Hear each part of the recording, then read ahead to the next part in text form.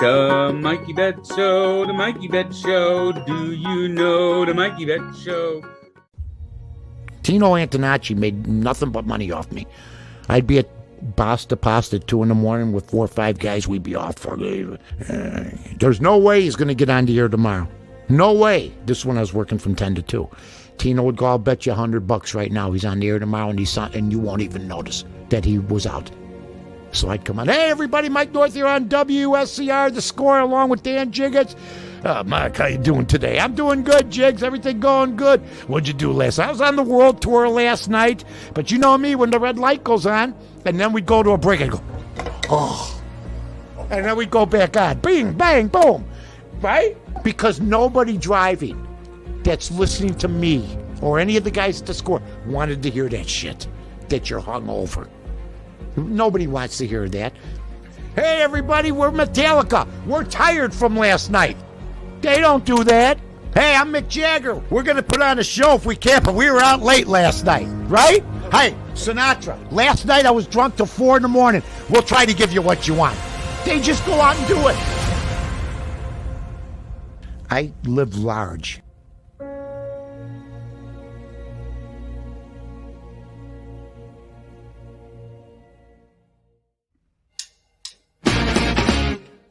Hey everybody, it's Aldo Gandhi, and I just want to let you know really quickly that our swag shop is reopened. DeepDishTees.com is where you go, and that's tees with T-E-E-S. Clever name, guys. They're the new home of our merchandise. You can get t-shirts, you can get caps, you can get coffee mugs, you can get hoodies, you can get all sorts of good stuff, and you'll help out the bar room with the purchase. So head over to DeepDishTees.com. Hey, this is David Kaplan from the Cap J Hood Show on ESPN 1000 and NBC Sports Chicago.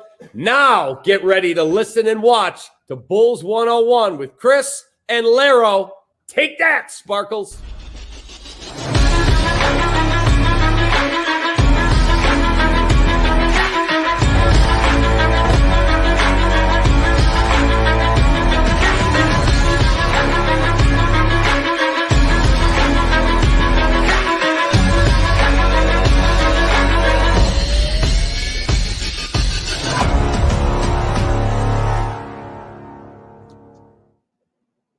What's up, Bulls fan? This is Chris Amundsen here with my guy, Larro Golden. What a beautiful Saturday evening this is. The Bulls are back, Larro. The offseason acquisitions, I know we covered them kind of quickly in a little emergency pod earlier this week. DeMar DeRozan, Lonzo Ball, Alex Caruso, and then since then they've added Tony Bradley. We're really excited to talk about the Bulls. The hype is there. I've seen a whole lot of Bulls fans coming back onto Twitter, on Facebook, all the social media platforms. People are excited in Chicago. How are you feeling? Do you feel the energy in Chicago right now, Larro? Yes, I do, man. Obviously, there's a little damper that we're going to touch on a little bit. But, dude, I mean, honestly, I can't tell you how happy I am, dude. Like, it's been a while. I mean, last year I was very happy with Pat. Like, Pat is my boy. But like before that, it's been tough, man. It's been tough since the D-Rose years. It's been tough. I mean, even when I mentioned it the last like reaction show we did. It's like I remember the Carmelo Anthony rumors. Like Carmelo's here. He loves being at the UC. You know, he wants to be a Bull, and you're getting your hopes up, right? And it ultimately does not happen, right? And now you're like, damn, here we go. So it was like great to actually, we've heard about Lonzo all these months, man. You know what I mean? And we get him, and then comes Alex Caruso. And I know a lot of people like Alex Caruso, but like, trust me, he's going to be a signing at the end of the season where you're like, dude, like, wow, what a signing. And then DeMar, we got a bucket. We got a bucket, man. We got another bucket for Zach to pass that ball to, other than Vooch, and we can see him, you know, use his footwork and do all these great things that he loves to do in the mid-range to get a bucket, man. So It's a very, very happy time in Chicago because, you know, a lot of fans are like, oh my God, we got Justin Fields. Oh my God, the Bulls are better. Oh my, you know, it's just a good time in Chicago right now. So. No doubt. So I thought that there's a guy I really wanted to talk to you about this stuff. Will Gottlieb, you guys know him. He's formerly a writer for The Athletic Chicago, covered at the same time as our guy Stefan No. Used to have their own podcast at Bull Court Press. Great stuff. I listened to that stuff. It was really good. It was just the type of like analytics nerdy stuff. Like they just had the right niche for it. And then actually, Will is working with Locker Room, which was recently acquired by Spotify. Now it's Spotify Green Room, which is an excellent app. You guys definitely need to download. So we're going to welcome Will onto the show. Will Gottlieb, so good to see you, man. How you feeling? Are you feeling like Larro that the Bulls are back, or at least potentially, you know, feeling back? Bulls are back. It's happening. It's real. I'm very excited. I'm excited to be here, you guys. You have a great show. I'm a fan. Kris, I know you've been rocking with me and Stefan for like since day one, so appreciate you. And seriously, very excited to be here. Although I will say, I feel like you're setting me up for failure a little bit just because I have to follow Mark Karantzoulis, who's just the man. So I'll see what I can do. Hopefully these signings elevate my stock here a little bit, but very excited to be here. Yeah. Start working on that accent, Will. Start working exactly. on it. We're so happy to have you, man. So happy to have you. Larro's getting in the mood here with some drink. I'm not sure what you're sipping over there, but it's just a nice Saturday night. Yeah, I'm going to Summer League in the morning. Oh. I'm driving out to Las Vegas tomorrow morning. That's going to Summer League. So if anyone wants to hit me up at Summer League tomorrow, I'll only be there tomorrow, but DM me on Twitter. Happy to meet up if possible or see you at the game. So, all right, Larro, how you feeling, man? Let's get into this. You mentioned a buzzkill. Yeah, man. Like that Adam Silver decided, you know what? It's time to hate on the Bulls. What happened today? What happened this morning? So supposedly Silver and the whole NBA crew thinks that the Bulls were tampering with the Lonzo Ball sign and trade deal. And you know what's crazy is like the last couple of days we've been like, man, why are they not announcing these signings? Like what's going on? And then you get this news today, and it was definitely a buzzkill because honestly, for me, I still need to get better at like knowing what happens in these types of situations, and you know what the penalty is like, and things like that. So the first thing I thought of was like, oh my God, they're gonna take Lonzo away from us because you know I thought back to what Chris Paul and Kobe when they X that deal. So I was like, oh, here we go, man. We don't have Lonzo. That's God. But so for me, like it was definitely a buzzkill, man. And I mean, I don't know how you guys feel about that, but that's how I felt about it. And yeah. I just want to know what happens at this point. Like it's just unnecessary drama. I think realistically, I don't want to like say it because I know it'll happen if I do, but like I just don't think that he's not going to end up on the Bulls. Maybe they'll lose a pick, but like, can they even take away a first rounder? Like the Bulls can't trade any first round picks until like 2029. Yeah. So it'll be a second, maybe they'll be fine. Obviously that's okay with me, but just don't need the drama right now. We're supposed to be having fun. It's a major buzzkill. See, here's the thing. It's like you're telling me that when Shams and Woj reported like 1 minute into free agency that wasn't long enough to handle like a complicated sign and trade and you know agreeing to a 4-year $85 million deal. But here's the counter to that. The Bulls have been jonesing for Lonzo for like 8 months now, and they almost got him at the trade deadline. So me, if I were AK, whether I was guilty or not, I'd be like, listen, this sign and trade was in place at the trade deadline. Like we were ready to pull the trigger. It didn't happen. All we had to do was make the phone call and say, you still in? Yeah, you still in? Great. And we're done. And, you know, like you can I think you can explain it that way. The other thing that I kind of think is a lot of times agents will get stuff put out by the media, and that stuff gets to the Bulls. That stuff gets to those teams, right? So it's like, hey, Lonzo Ball is looking for, you know, a 4-year deal in the neighborhood of, you know, $80 to $90 million or whatever. And they don't have to talk to the Bulls directly. That's not tampering. It's just the agents letting people know, here's what my client's interested in. And so I think you can read the tea leaves as an NBA team without tampering and avoiding tampering. But at the end of the day, let's be honest here. Every single team in the league tampers. Like, let's just be real. Every single team does. And if you don't, you're at a huge disadvantage. And it's something that the league really needs to change, I think, overall. I think the moratorium in general is a terrible idea. When I was in law school, I actually wrote a paper on why the NBA moratorium was a terrible idea. This is back when you guys remember when DeAndre Jordan signed with Mavericks. Oh, yeah. Yeah. And then the emoji Twitter war broke out, and he ended up going back to the Clippers. At the time, it was like, just don't have a moratorium. Just let people sign deals day one. But they got to do something different. I agree with you, Will. I don't think they're gonna nix this deal. I think at worst we're gonna lose a pick. But I mean, I'm hoping AK gets cleared of all charges here. It just feels like something that they're just trying to like crack down on, you know? They're just like trying to make it go away.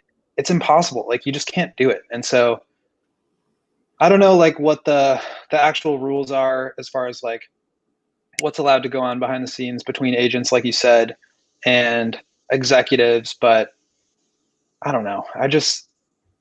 Maybe I just don't want to believe it, but I just feel like it's not that realistic. You know, it's funny because, you know, in a way, I love it that, well, not the crazy like idea that they make, like there's a chance that Lonzo might not be on our team, but the fact that we went from a regime that was just like so conservative and the safe pick.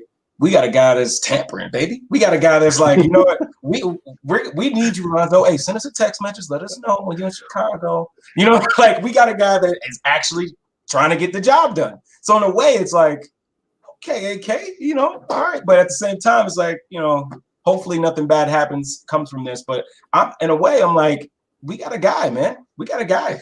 So it makes me feel good.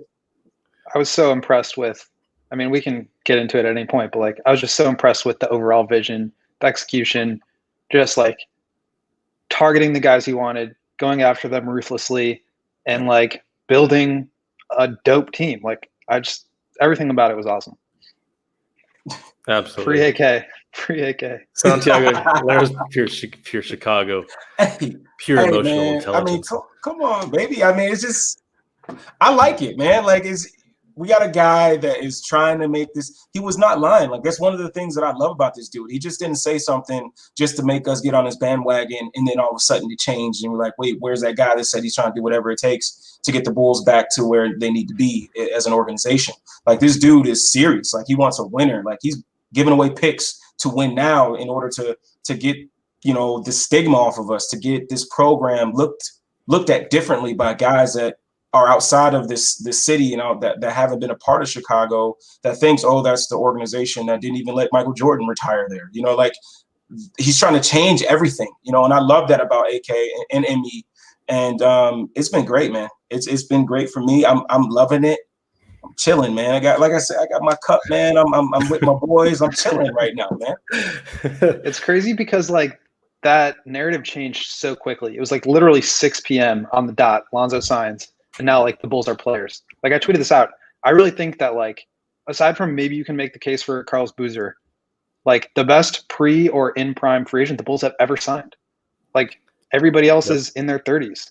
And I wonder, like, does DeMar DeRozan sign if they don't make the Lonzo deal? See, I just feel like that changes the entire narrative so quickly. I think you're right. The vibe has really changed the last year in Chicago since AK came in. We saw it with going out, being aggressive, and getting Billy Donovan. The man was like, I'm not interested. I just parted ways with the Thunder. I'm on my way home. I haven't even seen my family yet in Florida. And they're like, nope, we're going to meet you at your doorstep. Like, let us know when you can let us in. And they went and got Billy Donovan. And then Patrick Williams was, you know, quote unquote, a stretch, right? It was a guy who wasn't mocked at 4 in almost any mock draft that I'd seen. Yeah, they reached for him. Yeah, and I love Patrick Williams. I think he's going to be a great player in this league, and it's looking good, like a good pick so far. And then at the trade deadline, they saw Vooch. They're like, here's our chance at an all-star. They are not afraid to push their chips in. They don't play to lose. They play to win. And I think that's a very different strategy than Garpax had. Garpax valued highly draft picks, valued highly, their assets, contracts, winning the contract race, right?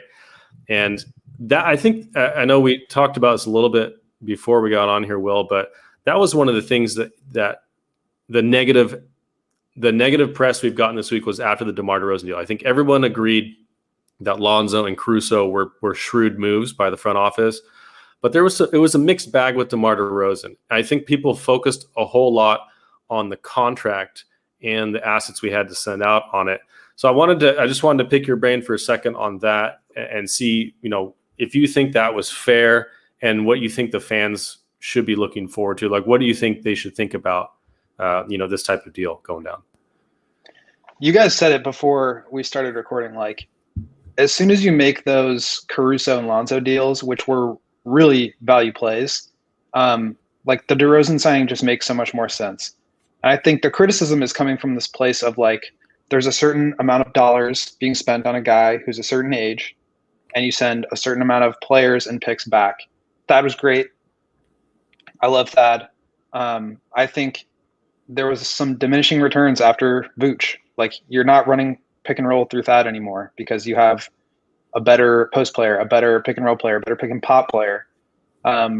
So yeah, he would have been great off the bench, I think. But like, if you have a chance to get a tough shot maker, I think you do it. And I think also DeRozan is, I don't know, I feel like he has just been a little bit misunderstood.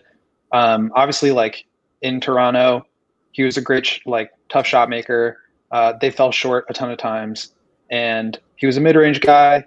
People didn't like that. He doesn't play a lot of defense. People don't like that. That's all fair and justified. But I do think he's grown a lot.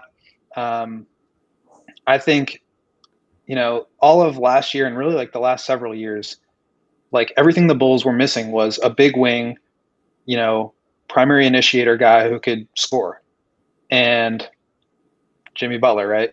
But if you want to get one of those guys, you got to pay him. And the way that DeMar has evolved into a playmaker, yes, you probably overpay from a dollar standpoint. It sucks to get rid of that pick, but you need this player. If you're already all in on Vooch, if you're already all in on Lonzo and Caruso, like you got to keep swinging. And I really respect that from AK.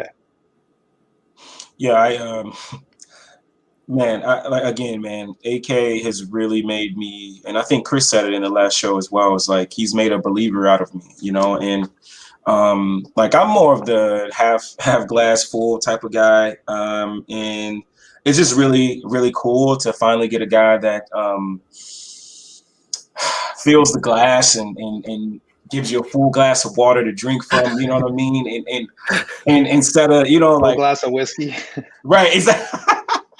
Like, it's just been great, man. Like, the dude he's getting his pressers. You can tell dude is like straight to the point. He's trying to get this team together.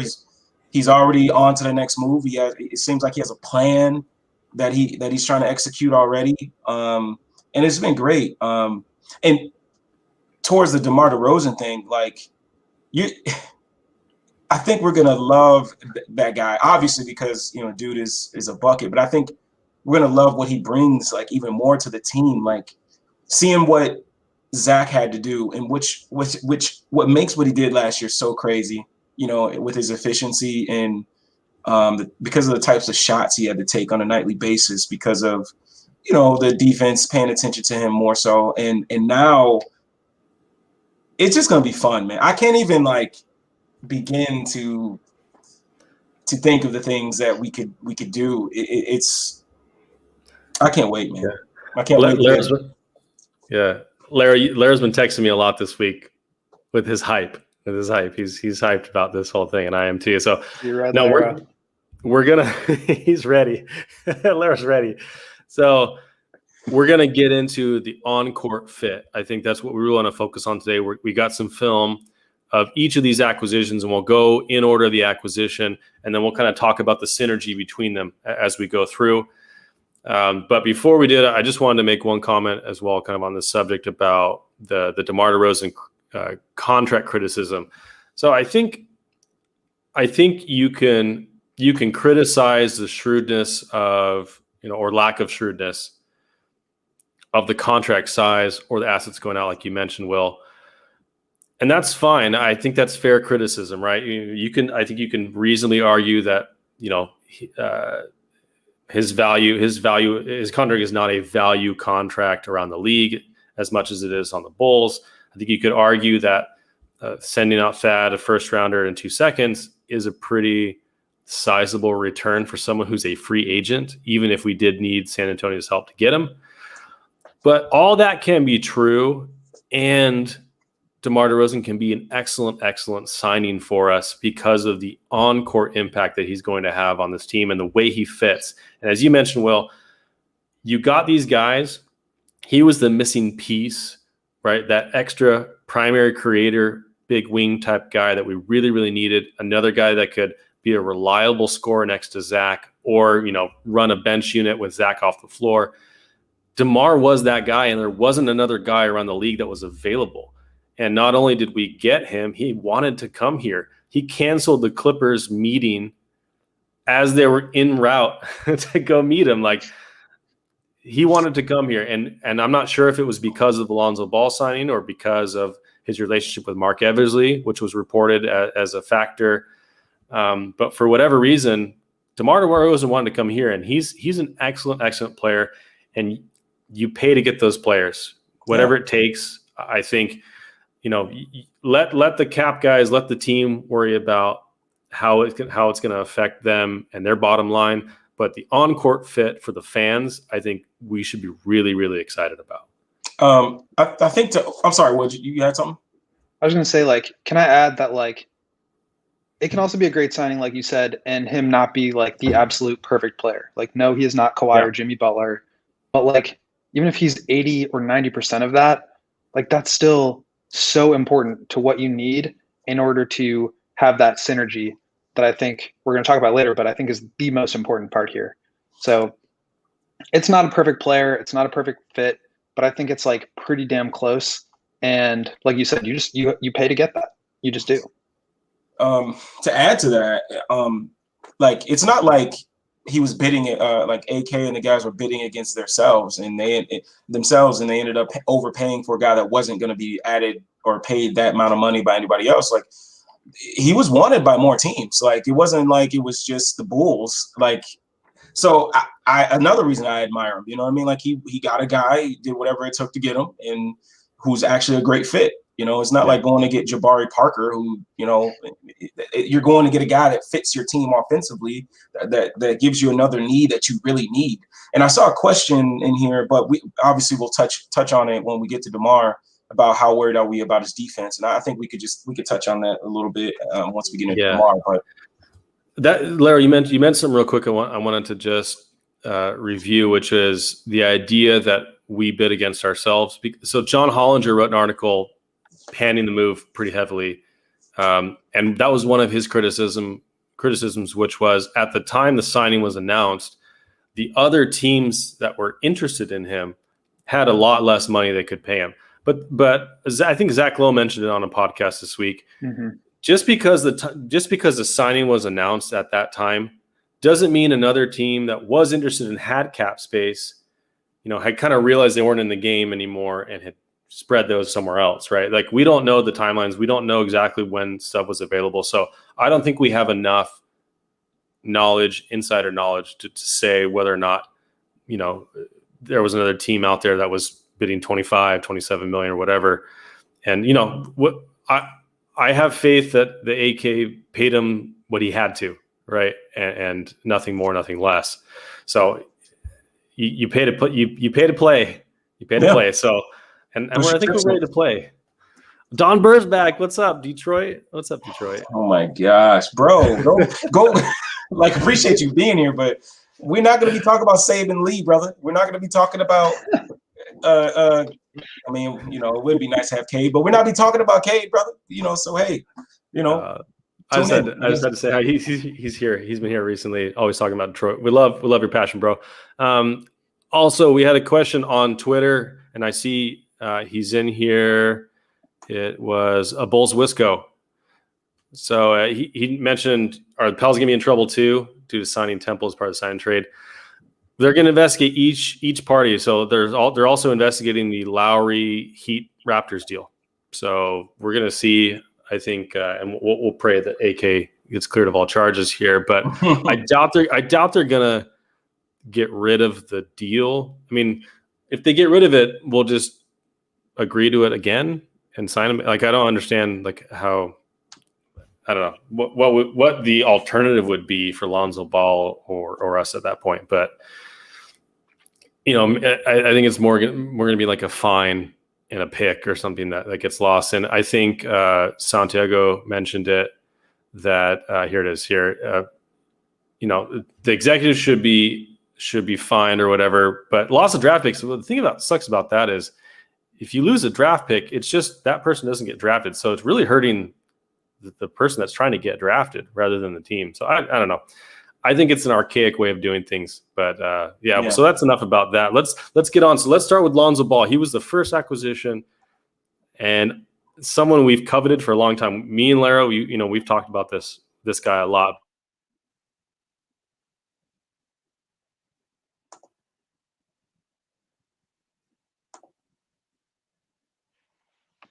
Hello? I'm here. I think we may have lost Kris.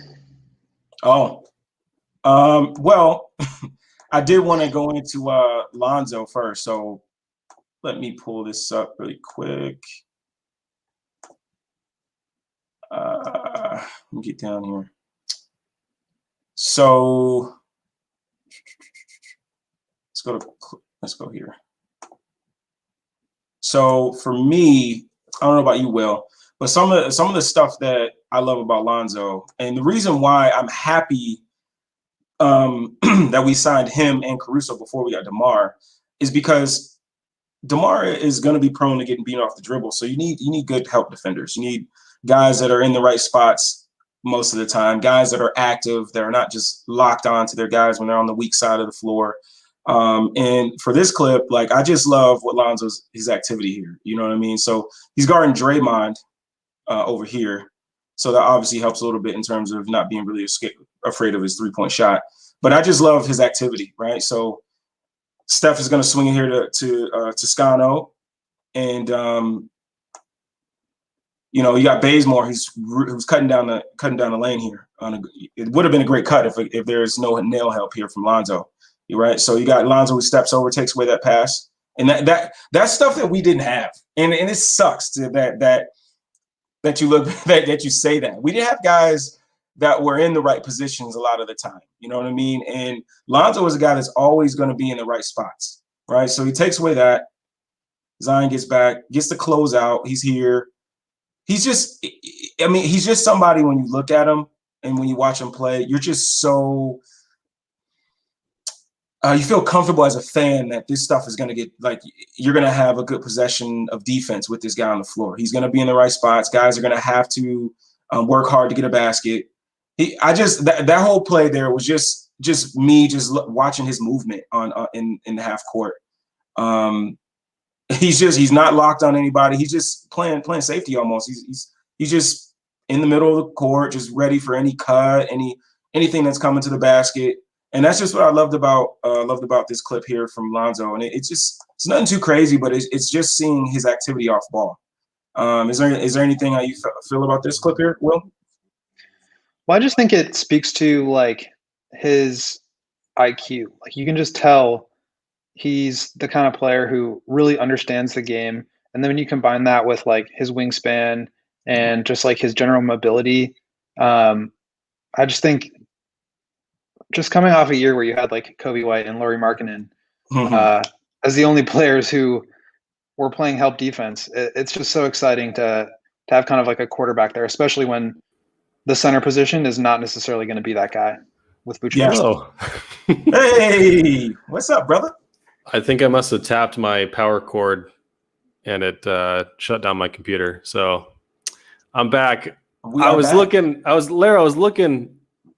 I heard you talking about film, but I didn't see any film on the screen. So I got it up now for you.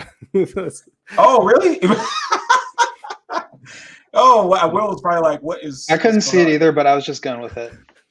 Hey, I appreciate you, man. I don't know, man. I don't know why it didn't pop up. Anyway, No, here we can remove it till we get the next clip here. But yeah, I'm out of jail. See, this is what needs to happen. AK. Also, Pat Will, baby. Let's do this. hey, I appreciate you, Will, for continue to go for it because I'm thinking my screen is shared and everything, bro. I'm like, It's like, do you guys do this where the other person can see it, or like, I don't know how you guys? I could see the look of. Do you just like confusion send on each other the Will's face. clips and like both look at them ahead of time? Like, I don't know what your rhythm is. You know, this is all a test, Will, just to make sure I'm that just you were out here really trying to on space board. the floor. Yeah. oh man, yeah, because I hit share screen. I'm like, okay, here we go. And yeah, I guess I had too much trust in the system here. All right, I got you. Just the I process. got you. But another clip here, right? So it like all this stuff is like this is what I think for me is like, man, like when you see a guy doing this stuff, that is stuff that you should be doing as a defender, right? It looks simple now, but it's like stuff we didn't have. We didn't have guys doing these types of things, right? Like very simple stuff, but like as soon as Bazemore gets his ball, he's already in help side position. He's already positioned before he even gets into the paint. Like, and that's stuff that like it sucks that we didn't have it, but it's so crazy because as I was watching these clips, I'm like, wow, this is like very simple stuff, but we didn't have this. We didn't have guys already positioning themselves in the paint for help. Like it's just beautiful. And then keep the verticality. And I mean, this is good stuff, man. Very simple stuff, but like stuff, like I said, we didn't have this. We didn't see this on a nightly basis, I should say. Back up, yeah, right there. So you can see he's 290ing the paint, and he knows he's got Draymond. He's the low man. He's the help man. But he's 290ing the paint, and then he knows as soon as who's that Bazemore gets in, the 3-second violation is off now because there's a man coming at him. Yep. So he stunts back and then stays on the strong side to protect the rim, knowing he doesn't have to worry about Draymond. It's just the IQ. Yeah, man. That's what I think that Lonzo really brings to the team. That he's a very high feel, high instinct player. Like he just knows where to be. I think due to his hips and due to the way that he navigates screens or fails to sometimes, I think people have this idea that he's a really strong point of attack defender when he's really not. His strength on defense is here as a help defender. Yep. He is really, really good being the guy that can come in, get in the passing lanes, be the help guy, be the tagger, all those different things. That's his real skill here. And so that's why I love bringing Caruso in next to with Lonzo, because Caruso's strength is point of attack defense. He is really, really good at defending that. So I know we got another clip here, but so when we're looking at these, like Lonzo's great strength on defense is as a help defender. Oh yeah, no doubt. So I got two more clips for Lonzo. All right, but these both are going to be on offense. The first one is like Kris, you touched on it in our last show. Lonzo is not a guy that you're going to give the ball to at all, and pick and roll, let him get downhill and create. It's not his deal. But what he can do is you can run some side pick and roll with him. And what I love about this is just look at the pass, the precision of the pass. Right, I can tell it's going to be great even before you paused it. it's not behind. You're right. It's not behind the guy. Zion doesn't have to reach. He doesn't have to try to lunge forward for the pass. He's not reaching behind. The pass is just, it catches him right in stride. Like that's just beautiful stuff, man. The stuff that you need. Like you need that stuff where you're not taking away the advantage because he has to reach back and guys are able to get back in front and contest. Like he's able to catch that and keep his advantage, his leverage on a guy, catch it and rise up. And I just love that about Lonzo, man. I really do. I love that passing ability.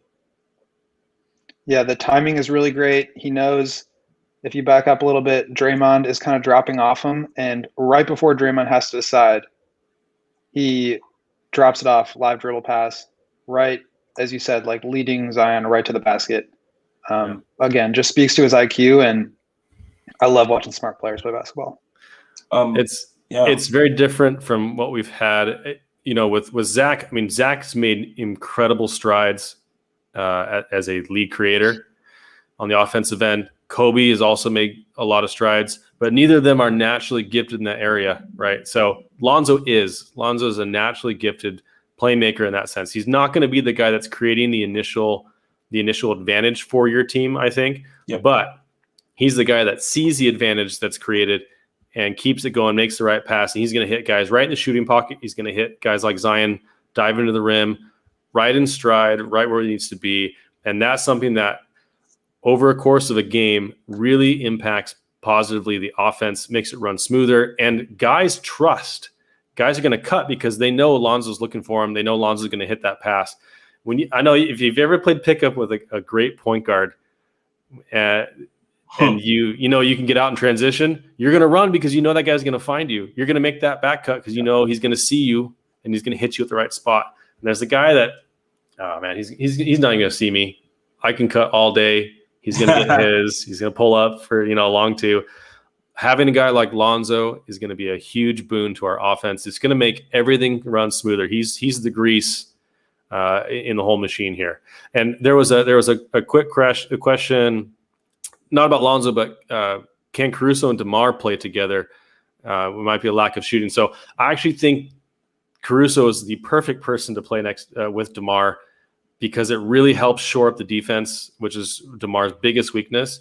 And Caruso, while not a high volume 3-point shooter, can shoot from three. He shot 40% last year, and he's a very, very smart player. I think he'll fit right along well with them. And I think what I'm really excited to see, and we'll get into this later, is DeMar and our bench unit together. I think that's going to be a phenomenal play. So anything else about that clip or Lonzo from either of you two guys?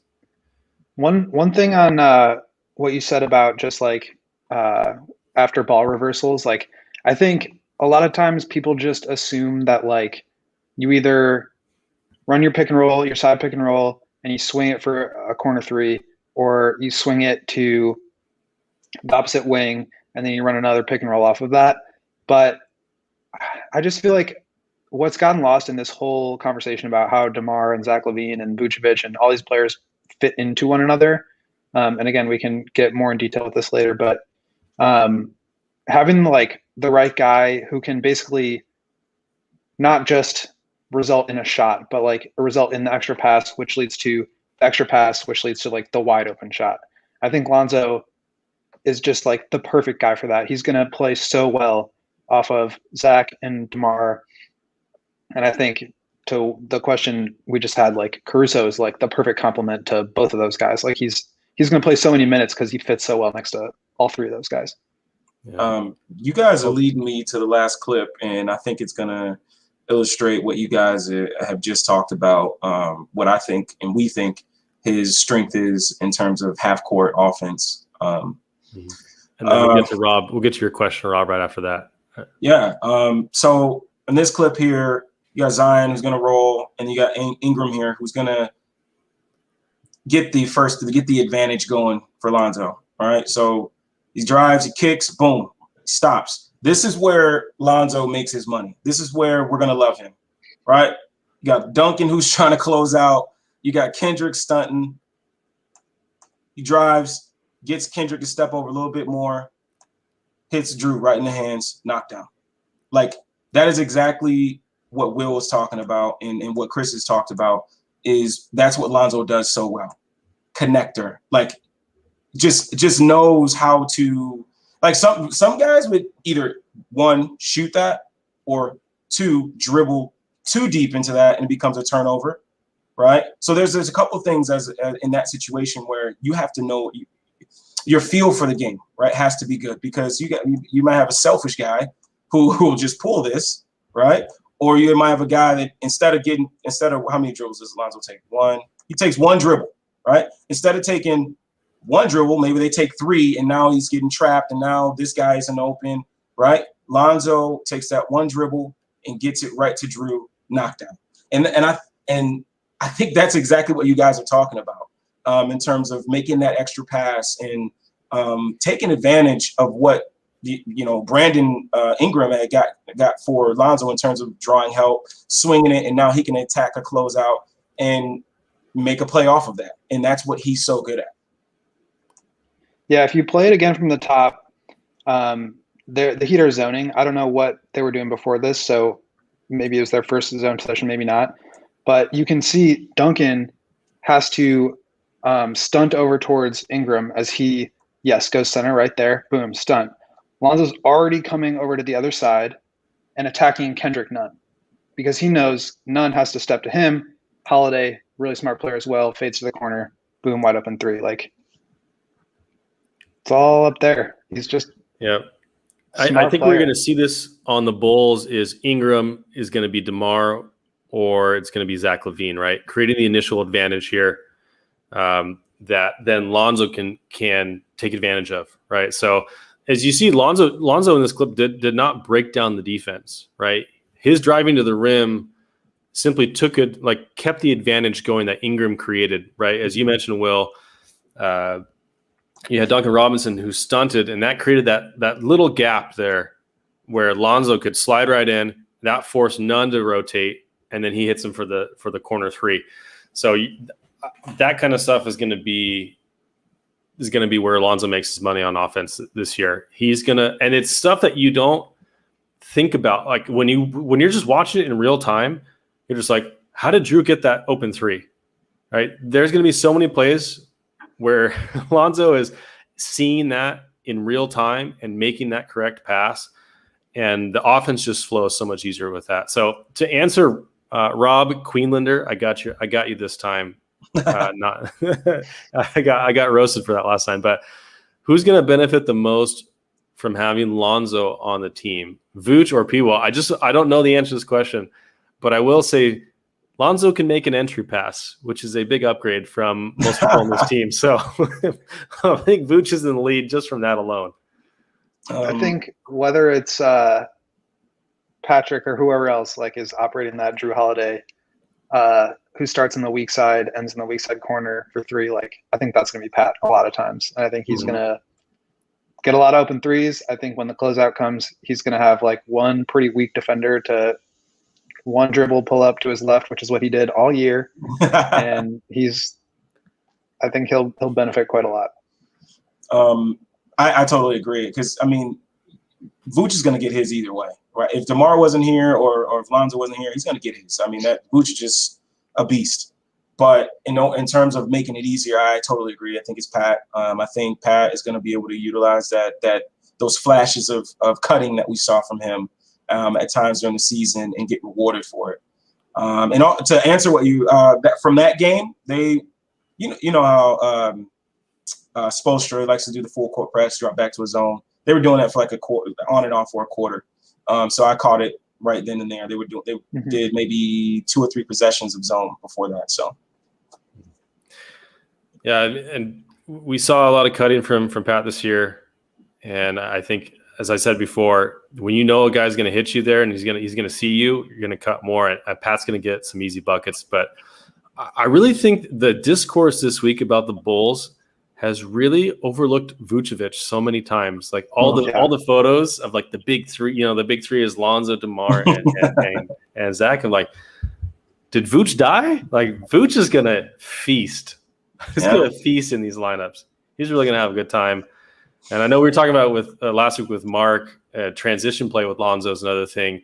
Yeah, that is where Lonzo is an excellent, excellent creator. And the reason why is because the advantage is already created. You're in transition. The defense isn't set. Lonzo feasts in those situations. When you got guys like Pat Will, Kobe, Zach, Caruso that can take advantage and finish those plays, I think Lonzo's going to have a lot of easy targets. You're going to see a lot of Lonzo to LaVine lobs this year, I think, in transition. Yeah, if you watched any of the Pelicans games that were on TNT, that's one of the things. Lonzo is not afraid to throw that full court pass. If you're down there, he'll throw that full court pass. And for a lot of guys, whoa, what you doing? But Lonzo has been doing this since Chino Hills. That's the way he's been playing since Chino. So I think it is gonna really make guys just get out and run. That's what they're gonna do, and they're gonna get it. So I totally agree with what you guys just said. So, anything else on Lonzo before we move on to Alex Caruso? I mean, we can talk about it, but I don't want to be here for like 3 hours, hopefully, and neither does Will's girlfriend's probably not excited about that proposition. No, we're good. I got all night. No, All right, I don't have any. I don't have any more. I mean, I do, but we can move on to Caruso.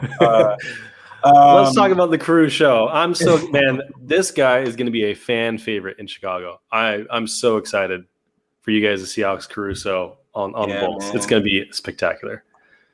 He's my guy. He's that guy. He's just that glue guy that do everything. He's like Ryan Arcidiacono on steroids. In every sense, he's just so reliable. I love this guy. Kirk Heinrich. Well, that's not good. Yeah. He is very, very similar. I think very comparable in that kind of role. I think defensively, offensively, he seems more like a kind of a shooter / cutter. Kirk, he could do his thing a little bit, but I think we said it before. Caruso is just going to be the perfect complement to Zach, to Lonzo, to DeMar, and I just think he's really going to shine. Yeah. Now, offensively, we could maybe touch on it a little bit because I kind of went down a rabbit hole of I watched maybe one or two games of Caruso, and I just loved everything about his point of attack defense. So a lot of the stuff I have is about his defense. So maybe we could maybe touch on what we think that Caruso will, benefit, what he'll bring to the Bulls in terms on the offensive side of the ball. Yeah. So I was having discussions with someone earlier this week, and so Caruso is not a volume 3-point shooter. He shoots 40%. He's a good shooter, and he's a good passer. He makes the right decision. He's a smart player. What I notice a lot with Caruso on the offensive end is his movement, his off-ball movement, his activity is always high. He's never just standing in the corner waiting for a three. He's often, if he's not open for three, he's setting a screen for someone to get someone else open, or he's running off of screens. He's running actions. He's helping. He's very, very good at making the play easier for his teammates, even if he's not directly shooting the ball. And so often on offense, we focus on points per game. You're like, man, he's, or how many shots he took. Caruso is that guy that, like Mike Dunleavy was kind of like this when he was in Chicago. Even if Mike Dunleavy wasn't scoring a lot, he was that glue guy on offense, just kind of making the thing run. And so having a guy like Lonzo and Caruso both on your team, the offense is going to be smoking hot this year. I think, honestly, they could and probably should have a top 5 offense by the end of the year. It's just going to be really, really fun. And even though Caruso is not the guy who's going to be scoring 20, 25 nights, he's not going to be that guy. But I think he's going to be underappreciated for the things he does on the court. So I don't know what you guys have to add to that, but that's kind of how I saw his role, because I was looking at that. I was like, what is he doing on offense when he's not shooting? And he's doing a lot of screening, a lot of cuts. He's a good slasher. Yeah, I think another thing that has kind of bothered me about the general narrative surrounding like the DeMar acquisition is that it kind of like goes to this idea that like there's one way to play in basketball, and it's like this heliocentric model where only one player has the ball and it's spread pick and roll every time. And like, that's the only way to win. And it's just like, literally, unless you're LeBron James, that has never won. Like, that just doesn't actually work unless you're LeBron James. And I think there's gonna be a lot of ball movement. I would love to see like some split actions the way that like kind of the Warriors do, but Vooch actually is a scoring threat in the post. I just think there's going to be a lot of back cutting, like you saw with Satoransky and Zach last year. Had a really great back cutting connection. There's just so many. I want to see some movement, some passing, the connecting aspect with Lonzo. There's so many shooters. Like, I just think all these guys are going to create such easy shots for each other. It's going to be great. It's going to be great. I mean, like you're just thinking about the starting lineup, and you got Lonzo, DeMar, Vooch, Pat, and Zach, and you have your two big time, your ball handlers and Zach and DeMar, and you got some facilitattor and Vooch. You can run that delay action and the Chicago action and all these dribble handoffs, double drag. There's so many different things you can do with this team because you have Lonzo and Caruso, and Caruso I think as well is a pretty good connector. There's been some games that I actually have been able to watch where he makes that extra pass, he makes the right pass, he makes that lob pass when you need to make it. He's not somebody, like I told Kris, like he's not somebody that catches the ball and you're like, okay, advantage lost. Like he's another guy that the offense is just going to continue to take advantage of whatever advantage is there. And I think Kris is right. I think this offense is going to be going crazy this year. And I just can't wait, man. I honestly can't wait. Like, usually season's over, I'm in straight Bears mode, right? And as a Bears fan, yeah, I know. But like, I'm happy for my Bears, but I'm right here, still wanting to see some more Bulls games. And I'm ready, man. I'm so ready. So Salim makes a great point here. So even though Caruso's in the bench role, like if you look at how many shots or how many 3-pointers per game, it wasn't that high, but actually per 100 possessions, he did take 5 3-pointers a game. So it's a pretty solid number. Also, Salim and Edward have their own show, Bulls Gold. We've been guests. They've been on here. Great guys. They are joining the Barroom Network. So make sure and give Salim Sudarwala and Edward Schuler Jr. a follow on Twitter. Follow Bulls Gold. They're going to be part of the Barroom Network, and they're going to add so much great content. They're so good. They had a fantastic guest on their last show. That's true. You guys can check that. Yeah, a scholar, a gentleman, very handsome. Go check that one out. I mean, unfortunately, you don't get to see his face, but I'm sure that'll be right. Those are great guys. Shout out to those guys. Salim and Ed have been holding down for years. Appreciate them. All right, Larro. I know what you want to focus on here. Let's talk about the defense. So let's talk about the defense. This is something I love this dude, man, and I can't wait to watch him in a Bulls jersey playing this type of defense. But as you can see, I mean, this is the year the Lakers won the championship, and their defense was unreal that year. So obviously, what Portland is trying to do, they're trying to stretch this defense out to create some space for Dame to be able to create and try to get some gaps and angles.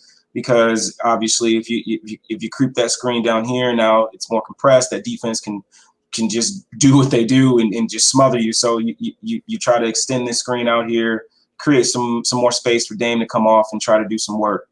But it's just fun watching this dude Caruso, man. He just stays connected, all through both these screens, gets right back, and that's the one thing. Before we go further, right? There are a lot of guys that you watch. They may get over the screen, they get hit by the screen and they just die, or they kind of jog. Like this dude, there is no easy buckets with him. Yeah, you hit me with the screen, but guess what? I'm right back. Like I love dudes like this, right? You get hit by a screen, you come right back. There is no advantage. Okay, I get hit by the screen. I'm still here on your hip. This is Dame, by the way, fellas. This is Dame. This is not Austin Rivers. This is Dame, right? He's right here on his hip, keeps the verticality, and he just makes everything tough on Dame, right? He's right there. He's an irritant. I think that's a great word for him when you talk about getting over screens and guys think they have an advantage, but he's like, hello, I'm right here. Like, you know what I mean? Like, yeah, Dame, I'm still here, baby. What you think you're doing? I'm right here. He gets hit by the screen again, fight's over. He's still right here on his hip. He's right there in his face. And that's stuff that we just haven't seen here in a little bit, man. And Garrett Temple, I applaud you, brother. Like, you did a heck of a job. But, like, Alex Caruso is at another level. Like, he's just at another level when it comes to being a point of attack defender and keeping offenses away from trying to keep deterring them away from things that they want to do, or if they are still able to do it, it's a lot harder because Caruso is heading the snake right And for is there a point of this play here that you guys want me to go back to? Or you want me to start from the top? If you have anything to say about it. Well, I just think like in general, there are so many guys in the NBA who like make their money because they're like defensive experts, but really just like irritate you or like stay in front of you and like clap in your face on dead balls and stuff like that. Like Pat and Bev. then, yeah, I always make that example, but I don't like to say his name. But and there's guys, I mean, I'm not going to like put him on the same level as Drew Holiday, NBA champion and gold medalist Drew Holiday. Right. But like there are guys who are actual skilled point of attack defenders who use their body to stay in front of you, who have active hands, like who aren't just out there annoying you. And I think he's one of those guys. And he just makes life so tough on you. He's big, like I think he's 6'4", 6'5" wingspan. I think he's like big enough to guard most point of attack initiators. Yeah. I'm curious, Lara, to hear from you and Kris as well, like what kind of defense you think is going to work with this team, because it is kind of a funky fit around the horn. But I think with Caruso out there, you have a ton of optionality. Yeah. 100%. Did you want to go, Kris? Did you want to go first? Sure. I'll touch it briefly because I know that's been a point of contention for a lot of national analysts, and I tweeted about it. And kind of said that we'd break it down a little bit more on the show. But, we saw with Lonzo, the help defense, it was really key. I think Caruso is the perfect complement. If you're going to have a guy like DeMar DeRozan, who legitimately is a very bad defender, just very bad across the board. Now, maybe he improves this year. I would love it. But ultimately, DeMar is going to be a big negative on the defensive end. I think we're discounting a little bit the improvements that Zach has made. Zach is still probably not, at least he wasn't last year. He's impressed me a lot with his Olympic defense. But he was rated 44th percentile, I believe, in EPM, defensive EPM, which is a heck of a lot better than it was the year before. The year before, he was a horrific defender before that, but he's really. And Stefano has done a great job all season talking about this and showing clips of Zach just doing a much, much better job as a help defender and not getting lost, not getting caught ball watching, not getting back cut with the same type of frequency that he did in years past. His on-ball defense has always been pretty solid because he's very athletic and he can just focus on his man. He does still get caught on some screens, but I think he's made an improvement where he's not going to be a defensive. Like he's not going to be someone you're going to have to compensate for all the time on the defensive end. Yeah. And Vucevic as well. Vucevic is an underrated defender.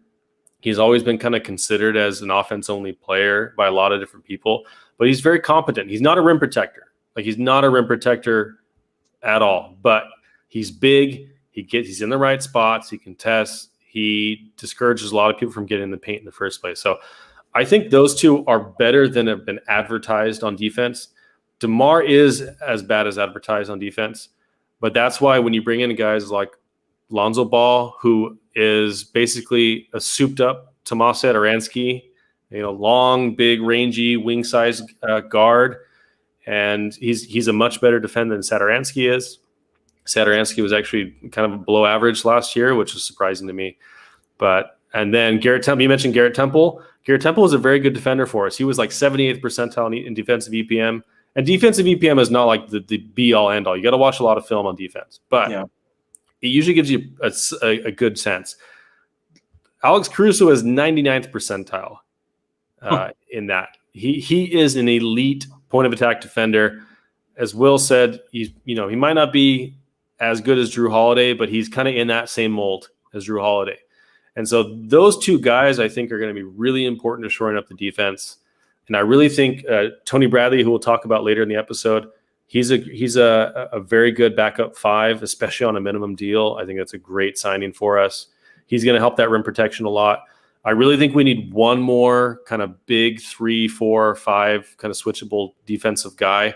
If we get that guy, I think our defense will be as good or better than it was last year. I think because you're not going to have Lowry and Kobe taking up most of your minutes, which they did last year, and they were our two worst defenders, I would say. So I know that's a little long-winded answer, but ultimately I think it's fair to be worried about the defense. But if they can bring in one more guy, even like a Paul Millsap kind of guy at the 4, or a big wing. I know Justice Winslow just went off the board, but someone kind of in that kind of mold. I really think that we're going to be able to mix and match. And also Troy Brown Jr., I think, has a lot of defensive potential on this team this year. He's going to get more minutes. Totally agree. But in terms of scheme, I think drop, I think is going to have to continue to still be the way to go. Because I think a lot of people still don't give Vooch enough credit. Obviously he's not Dwight Howard or anybody like that, right? But he's somebody that is in the right spots all the time. He's a big body that's in your way, right? He's low. As long as you're not having like Kobe, like you said, Kobe playing big minutes or Lowry playing big minutes. But if you can have Lonzo in that starting lineup be more of the point of attack guy, and the reason why I say that is because you can make it like, I'm trying to think of like a way you can finagle it. Like obviously in the starting lineup, I feel like the best point of attack defender is going to be Lonzo. So he's not, he's going to be point of attack, and that's fine because I do trust that Pat. And I think Zach's best part, his improved part of his game has been the off-ball side of things. And I think if Zach can continue to improve on the off-ball side, and then also Pat, I think you'll be able to have those, guys help Vooch out just in case things get a little crazy in the middle of the floor. But it, like you said, Will, it is a little funky because DeMar, I wouldn't be surprised if teams try to go at DeMar.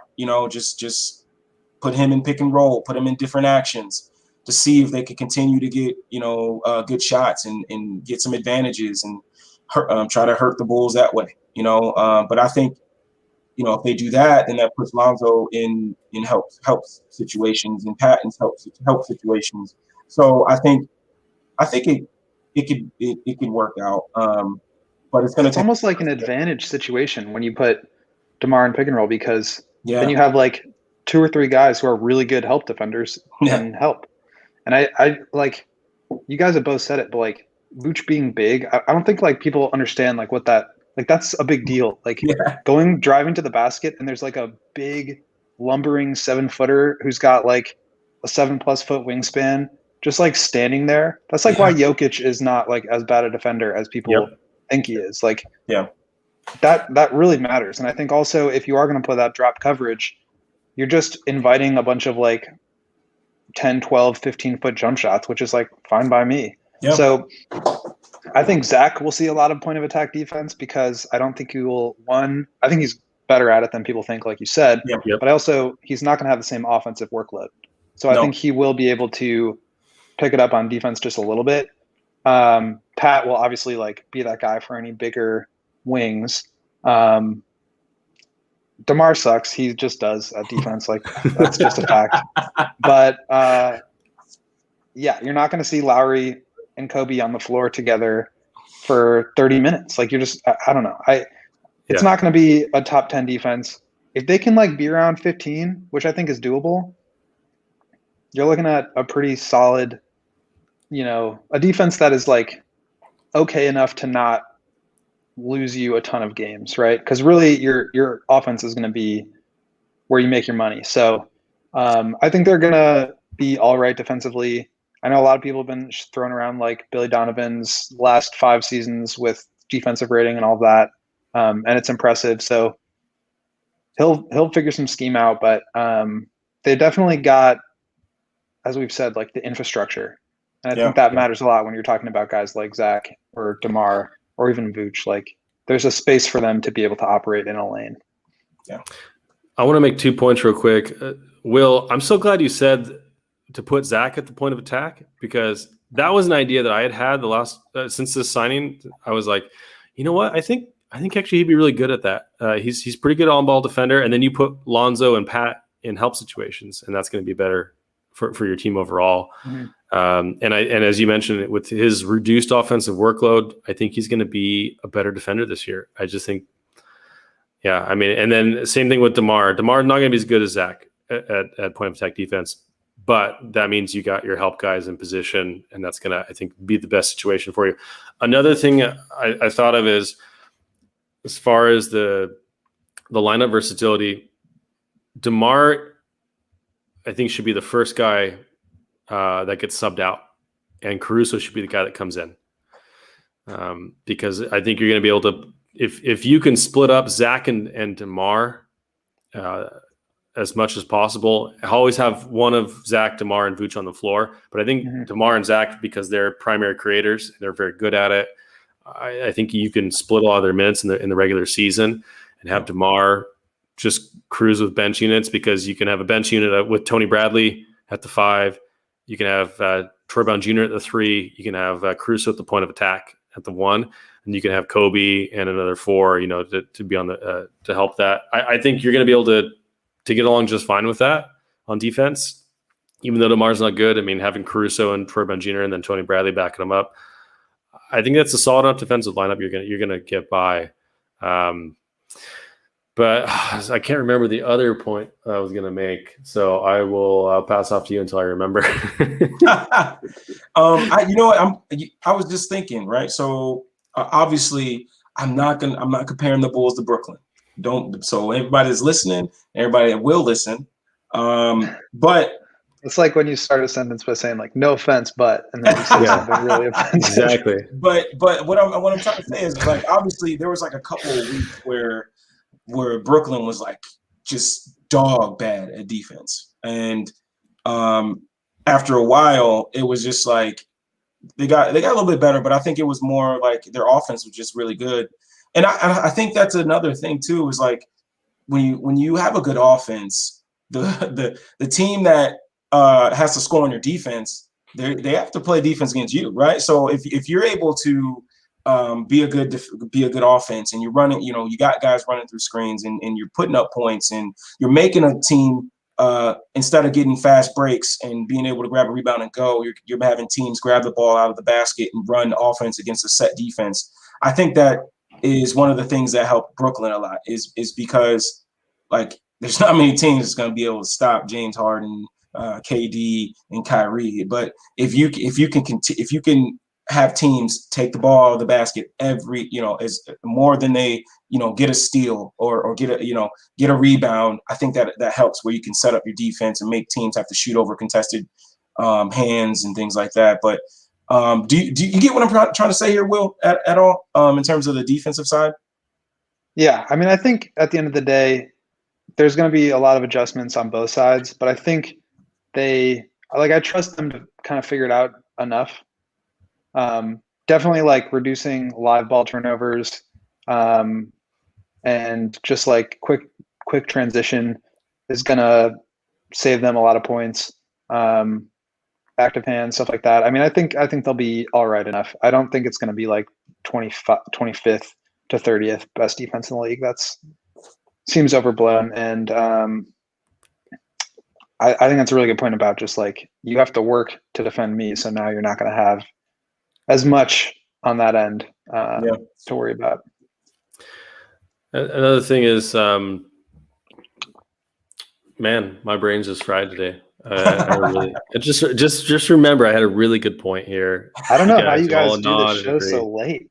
It's because we've got kids. We both got kids, and so we can't do it earlier. Or else they'll be screaming in the background. So I think the DeMar thing, we can start moving on to DeMar here, because I think DeMar is going to be on the best squad that maximizes his strengths and minimizes his weaknesses that he's had maybe in his career. And he has really, really improved kind of quietly in San Antonio the last couple of years. Oh, that's what it was. You mentioned live ball turnovers. DeMar DeRozan is really, really good at playmaking without turning the ball over. He is one of the best in the league at that. I think he averaged like 7-something assists and like I think it was maybe 2 or maybe under 2 turnovers per game. So he's going to be really good. And Vooch is another guy who turns the ball over very, very rarely. And you notice that once we got him on the team, the turnovers we were one of the worst in the league at it. We came down a whole bunch. So, and that helps the defense as well. If you're not doing live ball turnovers, you're not giving people easy transition buckets. And so the combination, I think, of high octane offense where they're taking the ball out of the basket, and our transition play is going to be fueling that in a lot of senses. If we can get just maybe one or two more kind of wing, forward center pieces on our team, and then keeping our live ball turnovers low, I think you're going to see high offense. I think it's going to be a top 10, top 5 offense. And if we can keep the defense honest, just keep it in the teens, I think we're going to be in really, really great shape this year. Totally agree. All right, let's get into DeMar. Let's talk about DeMar DeRozan and what he brings on the court. So we've got a clip here. Larro? Yeah, man. So, I mean, this is just, like I said, something he likes to do is just to be able to get downhill. And again, Will, Kris, we watch most of our Bulls games, if not all of them. This is something that, to me, only Zach was doing consistently in this type of situation here, where you're attacking a big here and you're just able to make the right play or either get to the basket. But in this particular play, right, he continues to attack the big. Now you got JJJ's attention, right? You got Rudy, who's a smart vet, who slides, boom. And he just, not only is it the right pass, but it's a good pass, right? Right in Rudy's shooting pocket. Like that's just, it's so great to know that we're going to have another guy that can do this. You know, that's getting full court press, but it doesn't matter to DeMar. He still gets by him, still is able to attack the big downhill, draw help, and he gets the kick out to Rudy Gay. Bang. Like, who, by the way, is going to be a good pickup for Utah. But like, how do you guys feel about that play there? I think you said it. Like, the Bulls just have not had more than one guy who can do that at any given time. Like, probably since like Jordan and Pippen. Like, am I allowed to say that? Like, even D Rose. Rose was the guy. Rose was the guy. But like, who else was doing that? Nobody. Don't tell me it was like Aaron Brooks or John Lucas. Like, no. But like on Jimmy, I guess Jimmy and D Wade a little bit. But even so, I mean, to have two guys, and I'm glad you start with the pass here because that's really where DeMar has improved. People can complain about his like mid-range stuff. He's like one of the most efficient mid-range scorers in the league. It's like him and Chris Paul.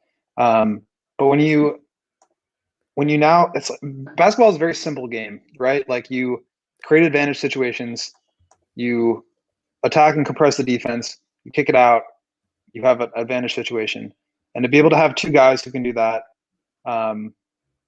DeMar is going to play a lot of point guard, and he's going to create a lot of easy offense for Zach, which I think is also kind of an underrated aspect of this signing. And I just think we're going to see so many easy buckets. Definitely not Keith Bogans. Yeah. I just like, even like DeMar, like the way he sets the screen up, like even that, he runs them right into the screen. Like, we don't even see that a lot on our team. Like, guys that could actually, Wendell Carter Jr. used to get so many calls on moving screens because guys couldn't do what DeMar just did. Drag your guy over, let him get set, boom. Like, and also now he's going to be working with so much space, probably more than he's ever had. Yes. To where he can just get into his shot, and we know that's money. So I think DeMar is going to have a really good season. I think he's going to create a lot of easy offense for Zach and for Pat and Lonzo. And I mean, just having that stretch big, he's just going to feast. And I think Zach has just like never really had the opportunity to like take a possession off. Man. And that's going to go a long way for him. That's a great point. Yeah. I mean, the only teammate he has had in Chicago that was rated as a top 100 player by any Sports Illustrated, ESPN do it every year, was Otto Porter Jr., who was ranked like high 90s in both of them. But Otto Porter was injured basically the whole time he was here in Chicago, except for the 15 games his first season. And he's had no one else. Like Thad Young this last year was the best teammate he's ever had in his Chicago tenure. Now he's got, I think, 3 other guys that are all as good or better than Thad. I think Lonzo, I think DeMar, and Vooch are all quality players. You know, I'm so excited for Zach. I know Zach's excited for Zach on this. You guys are exactly right with DeMar. He's going to take so much pressure off of Zach, and I think Zach's going to be I don't know how he can get more efficient on offense. What he did this year was historically amazing. Like Steph Curry and Durant are the only 2 guys who have done what he did basically this year on offense efficiency at that kind of volume. But I don't see how this is going to hurt Zach's game. He's probably going to have a few points less per game, but I think the offense overall is going to be just spectacular. It's going to be so much fun. And Billy Donovan has done a great job because we talked about the defense. Billy Donovan is so good at putting guys in position to succeed, no matter who they are. He's great at adapting his offense and his defense to match his personnel, which is a sign of a great coach. And it's why Billy Donovan doesn't have like a signature thing. It's because every team, he's like Pop, right? Every team, Pop's team is different every year, and he has a different offense, different defensive scheme to run it. I think Billy Donovan has a lot of that same kind of skill on the offensive end. It's going to be so much fun. I'm so excited what he's got. We got a full off season. We got the Brooklyn Nets. We got Drew Holiday. Now we got Greg Popovich. I was like, we are high on the Bulls. I was thinking about this concept of like Zach doing better, and I was thinking like, yeah, his production will probably go down, but like the efficiency will go up. It's like he literally shot like 51, 43, and 85, and scored 26 points a game. Like, are you kidding me? What's he gonna do?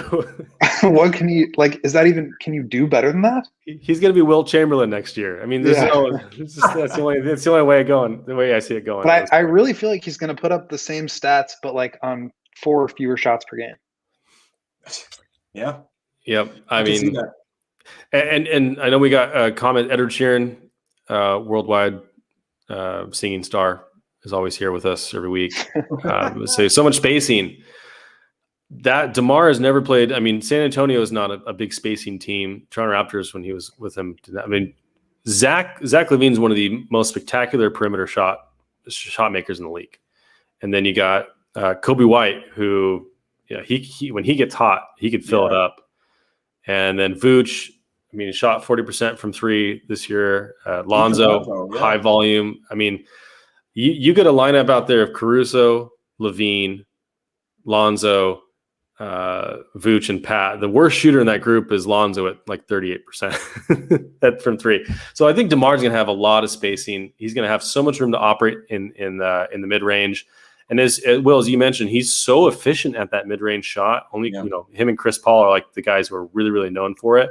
And I hate the narrative that analytics guys hate mid range shots. No, like those are the shots we want DeMar and Chris Paul taking because they're elite at those shots.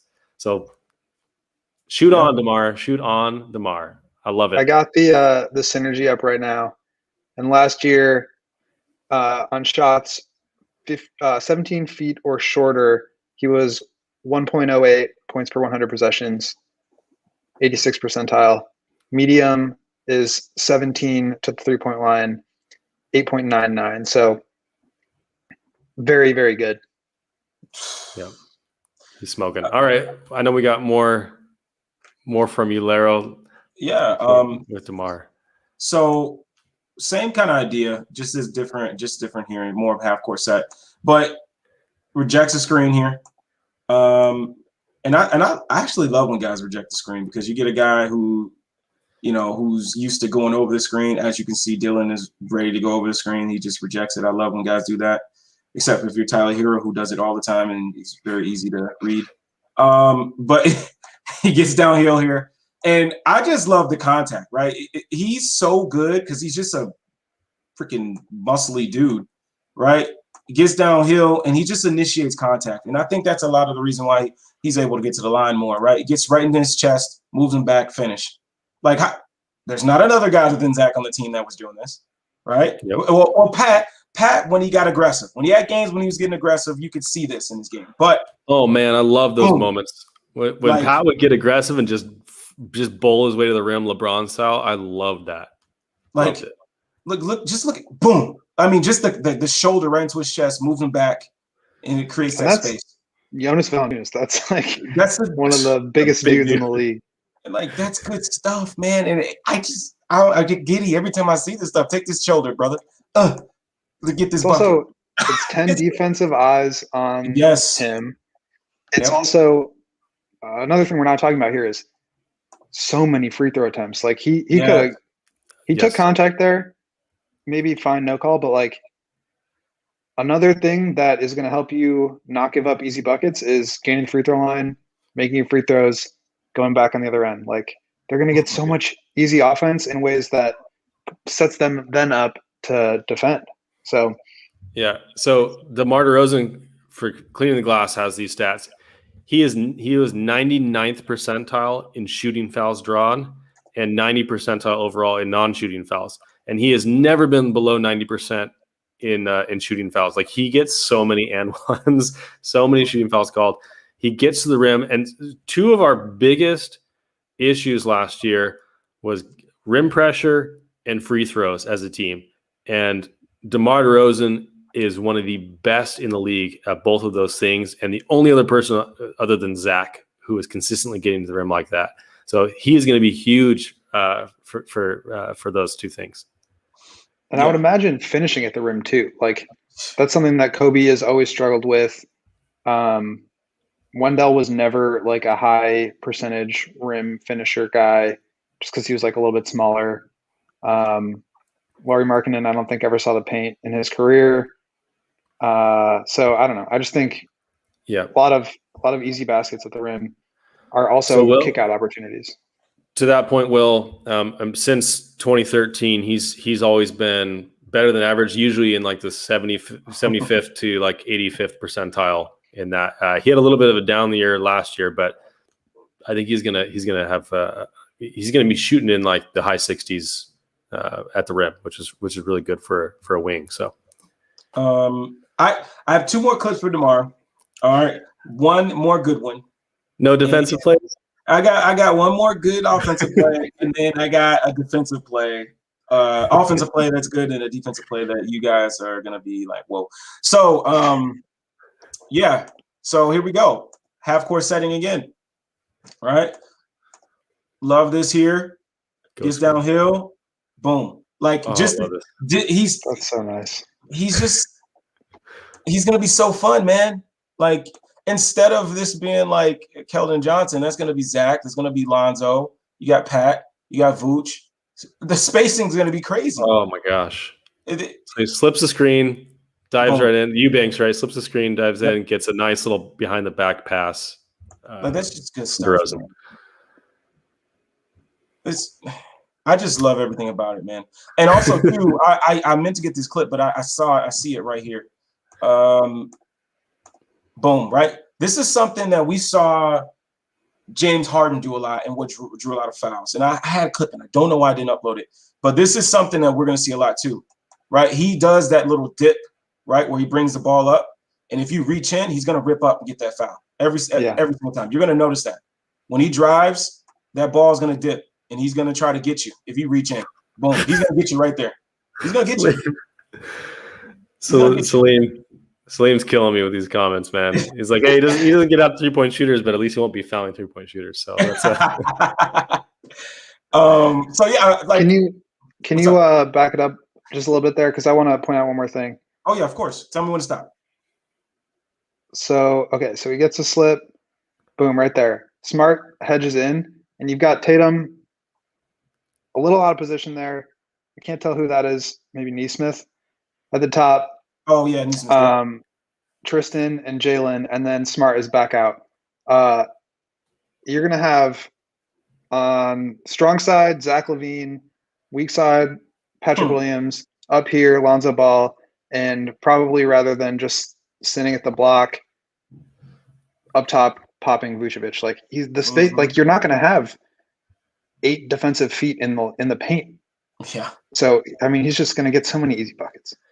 Yeah. If you look at the setup here, where all the Celtics defenders are in the paint, you got 2 on Vooch, or I'm sorry, on DeMar, and kind of Marcus Smart just kind of hovering right there.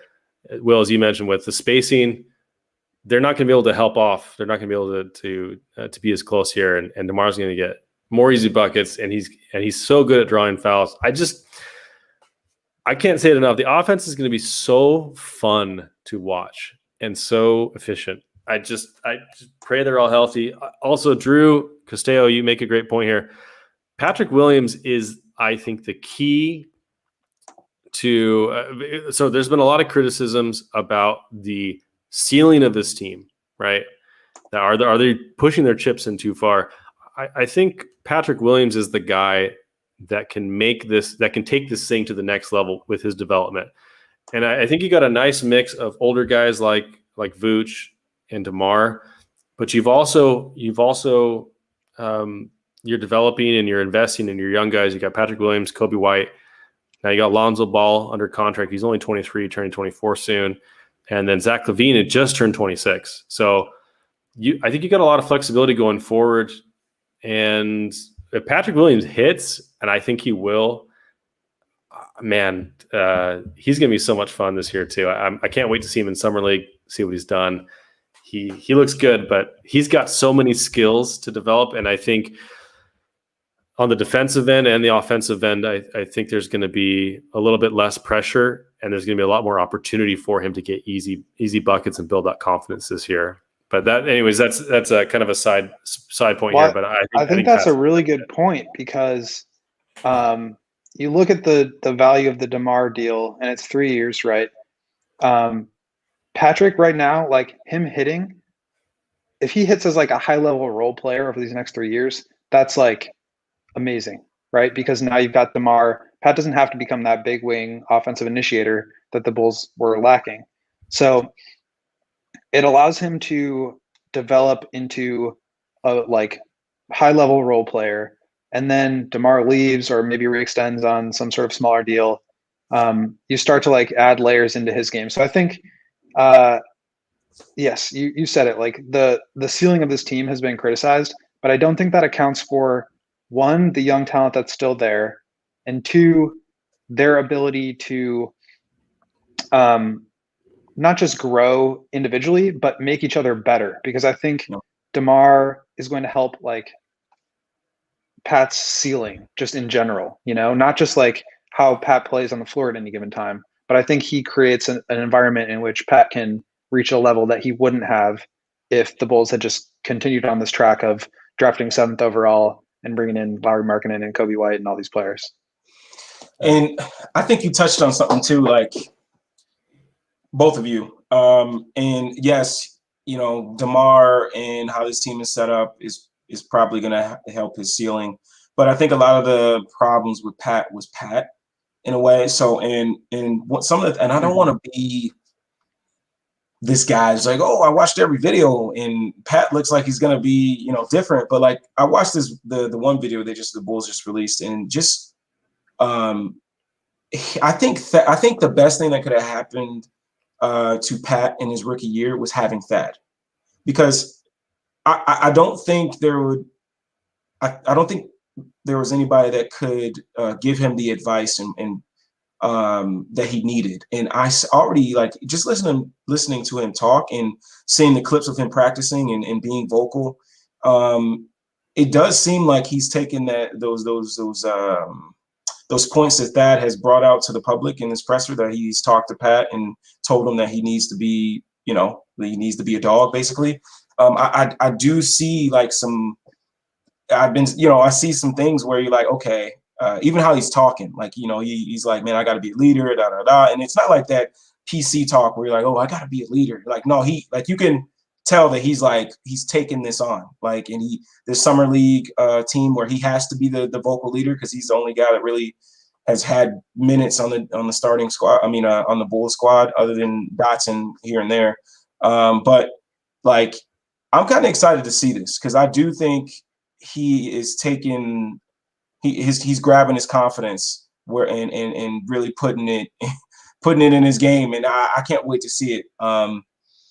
Pat is someone that, like, during the draft process, where you watch this game and you see you can see the potential, and I just really hope that what I'm seeing is going to come into fruition, because if that dude is confident in himself and understand when he gets his touches and he gets his time to be aggressive with the ball, and he does it, man, he could take this team to another level. Because I think he has that type of skill, where it's not just a guy that can catch and shoot, or, a guy that can offensive rebound. No, this is a dude that can actually be a dude, right? Like a guy that can get you 20 on a good night, and maybe 25 plus on a good night, can rebound, can pass it, can play some defense, can get in the passing lane, can block shots. He brings the whole deal.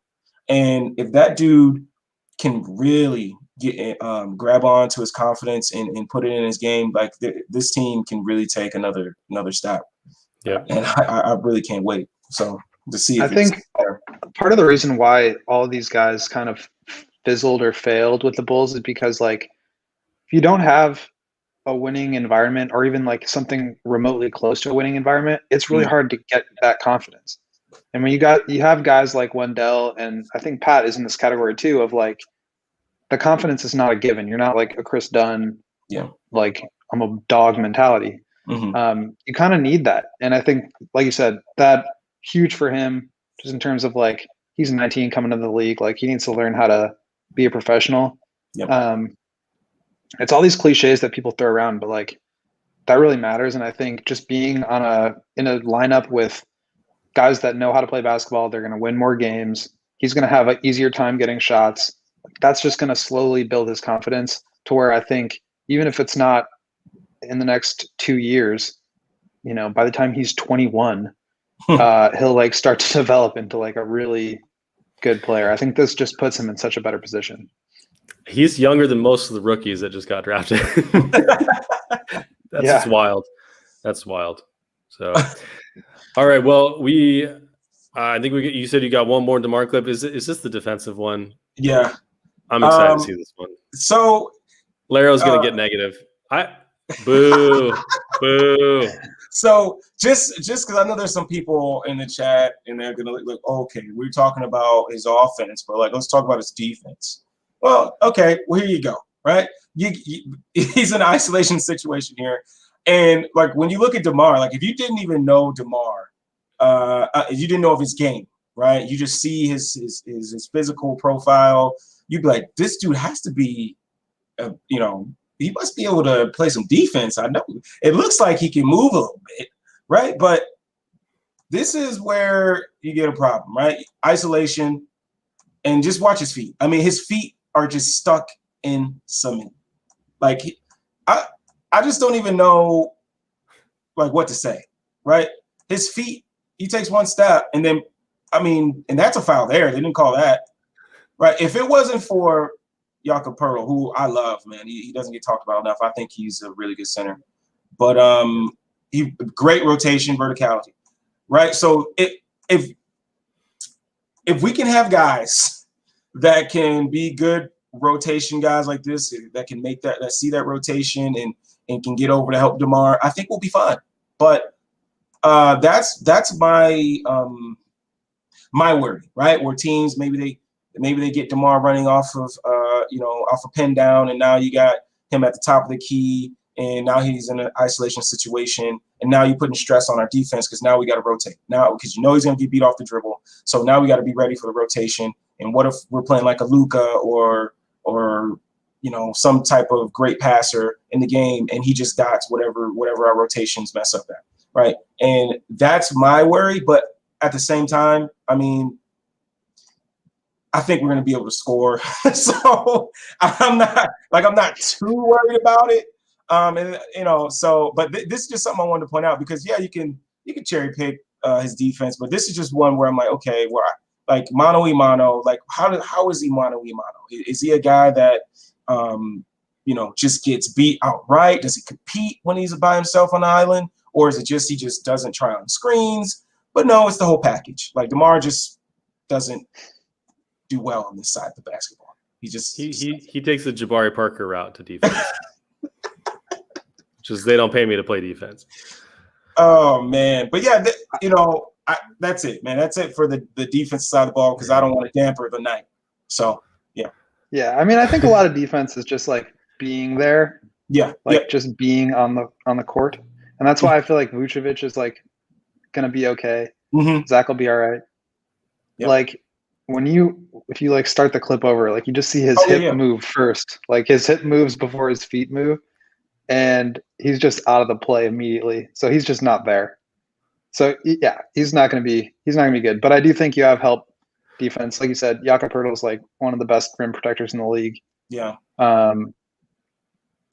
The job Keldon Johnson has there is such a thankless job. Watch him like have to go get a body on Valanciunas and somehow box him out from behind.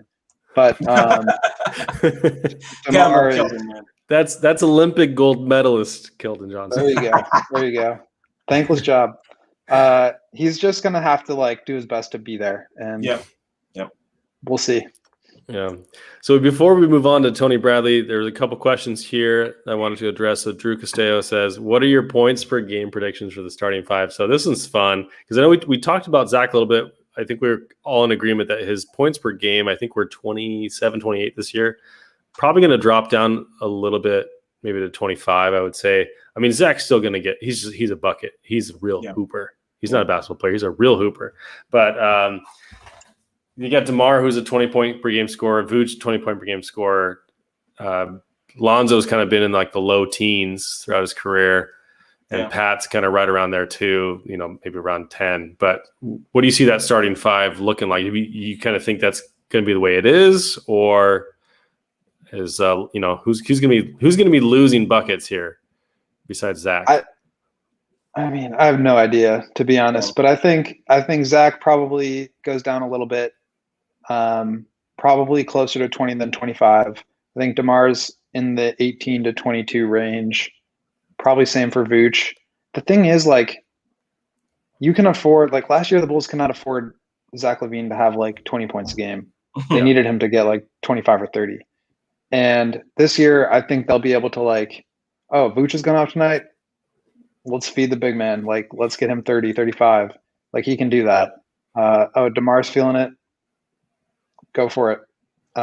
So I just don't know, like, how at the end of the year, how that's going to like, come out in the wash. But I think any of those guys is capable of scoring 25 plus a night. I would imagine it'll be a drop off for each of them. You have to account for Kobe too, who's going to be running and gunning off the bench. Like, how do the lineups affect who's got the ball in primary situations? I think I'm more concerned about like how efficiently the team scores baskets than like what the individual points per game are. Yeah, I totally agree. I mean, you just don't know, and that's the other thing. Like Billy has an off-season program now. He can get guys, and that's why I hope this Lonzo thing gets out of the way so guys can get into the facility and they can start doing these things. But yeah, man, I know Billy's happy about that. I mean, to be able to get in his off-season program and figure out what they want to do and what their schemes are going to be, things like that. So I think I'm right there with Will with the points per game, though. I think that's about right. Yeah, I think Will hits strikes the right balance here, which is, I mean, it's more the sense that Zach who was the guy that was getting the second most buckets last year? I mean, it was either Lowry or Kobe, and if either of them had a bad game, like, good luck finding someone else to score the ball. Now you got, I mean, Vooch is a walking 2010 if he's having a normal night. Yeah. And DeMar can get a bucket. Zach can get a bucket. Kobe can get hot. Pat's going to continue to improve. Lonzo's good for so many plays and setting people up. There's just so much more competency offensively this year than there was last year. So much more. And I think we're not going to have to worry about it that much, to be honest. You also mentioned Kobe. So that brings up the next question here, which is there room in the rotation for Io? And I think you're going to see a lot of Io at the 2 to start the year because while Kobe's out with his injury. I think that's where he's going to be able to kind of get his early chance. Once Kobe's back and assuming he's healthy and kind of back to where he was last year, I think we'll probably see less of Io. He might get the Ryan Arcidiacono minutes maybe this year, which were still too high last year. Still too high. I love Ryan Arch, but if you're playing 15, 18 minutes a game, you got bigger problems on your team. And so that's kind of what I see with Io. But if you guys have anything to add to that one. I just think also like on the points per game topic, like not knowing here is I think a huge advantage that the Bulls have not had in a really long time of like, how do you defend a team where you have so many options who are going to get you 20, 25? That's a really tough challenge for opposing coaching staffs. Yep. So I think that's a great advantage and maybe better to not know. Yeah, totally agree. All right, so there's a quick question. I got a quick answer to this one, but I want to see what Lara has to say. Who's got the higher ceiling, Scotty Barnes or Pat Williams? Because Pat Williams is younger than Scotty Barnes, I think just barely. Is he really? Wow. Yeah. Even if he wasn't younger, I think it's still Pat. I think Scotty is going to be a good player. I just think Pat, his shooting upside, the shooting he's already displayed. I think Pat is just going to be an all-around great player. I think Scotty's going to be great. He's going to be good, but I don't buy into his rebounding ability. I think that's one of the things that you can, when you watch tape and film, you're like, man, is he really a good rebounder? Or so, but I think Pat's got the higher ceiling. Okay. Yeah, I think like with guys like Scotty and like Giddey to a certain extent, I just like they could be okay at this, but I'm just not sure that they can like put pressure on the rim. Same thing we're talking about with Lonzo. Like, are they going to be able to reliably get into the paint? I don't know. Like maybe I think Giddey's probably good enough in pick and roll. Scotty, I'm not sure. Yeah. Pat, I think probably has more isolation potential and at the very least pull up game. This is why I was so high on Sharif Cooper, because like if he's little, I don't care. He's an amazing passer and he can put pressure on the rim every single time down. So I'm still going Pat with that one. I think that's a great point with Scotty about putting pressure on the rim. He may be good at it. I'm not positive. Yeah, I'm right there with you. I love Pat's little pull up. No one can guard that. No one can guard that thing. He gets so much elevation on that shot. I love that shot. Skyhook. I love that shot. And then when he bullies his way to the rim, that dude has a huge body. Patrick Once he like actually big dude. Turns 23 and has been like lifting in an NBA training facility for 4 years, like he's going to be so strong. He's going to get to the rim at will. Yep, he's going to do it. All right, let's get into our last guy, Tony Bradley. He was a signing that happened after our emergency podcast earlier in the week for the minimum. He was like second on my list of guys I really wanted them to bring at the back at 5. The first was Kem Birch. Kem Birch got like a 3-year, $21 million somewhere around there deal. So probably a little bit out of our price range. I think Tony Bradley at the minimum is going to be a really, really great signing for us. So what do you got for Tony Bradley? Just before we get into film, any thoughts on him? I just got a couple stats from Cleaning the Glass. That he's just a defensive rim protector. You know, bouncy, does not shoot from very deep. He's very much at the rim or short mid. But you know, that's so he's very kind of defined in his role. But he's really good at it. He's a good guy, especially for that price. I think Kem Birch probably a better player. Tony Bradley younger, and again fits in with this like second wave timeline that the Bulls have constructed in this roster. Have not watched a ton of film on him throughout his career, but I like that he's a different style of player than Vucevic as far as like versatility with lineups, and like maybe you want just like a vertical spacing big to throw lobs to because you've got Lonzo Ball. So I think stylistically he's very interesting and definitely need a rim protector. So yeah. So for this first play, I loved it because I thought it was very similar to what Billy likes to run out of his slobs. Usually, if it's Kobe or Zach inbounding the ball, you get an Iverson cut, ball, and then a ball screen, or either a live catch and able to attack. So you get the Iverson cut there. I think that's Ty Jerome or Gabriel Deck. No, that's Jerome. That's Gabriel Deck, I think. But yeah, so you get that, right? And now you get a Tony Bradley pick. He's gonna roll. Does that little, stick his butt out screen, right? The Joakim Noah, right? But this is what I love too, right? So you get for me, I haven't seen much film.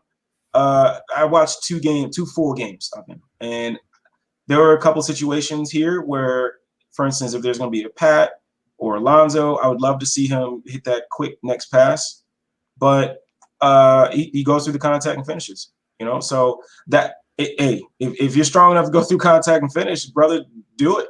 But I would like to see maybe that's something Billy and the guys will preach, with ball movement.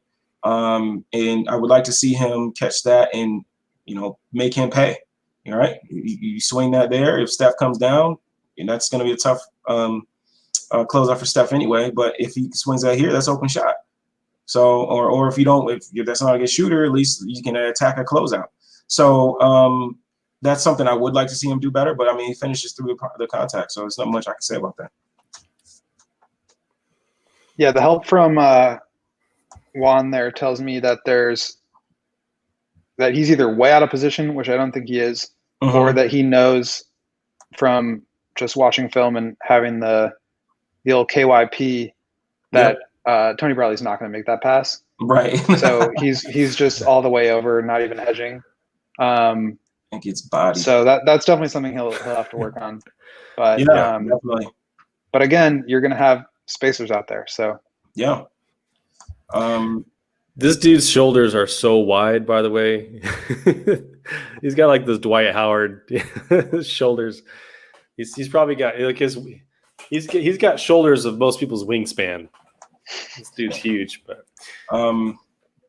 the next clip is something I wanted to show, because if he's ever on the floor with Lonzo, like, this is gonna work just fine, right? So he's up top here guarding Juan T, what Draymond likes to call him, Juan T. So he's guarding Juan T. Shot goes up, and dude just hauls it down court, right? Gets early post position. He's deep in the post. And this is what I love too. Because I coach, I love a big that soft touch.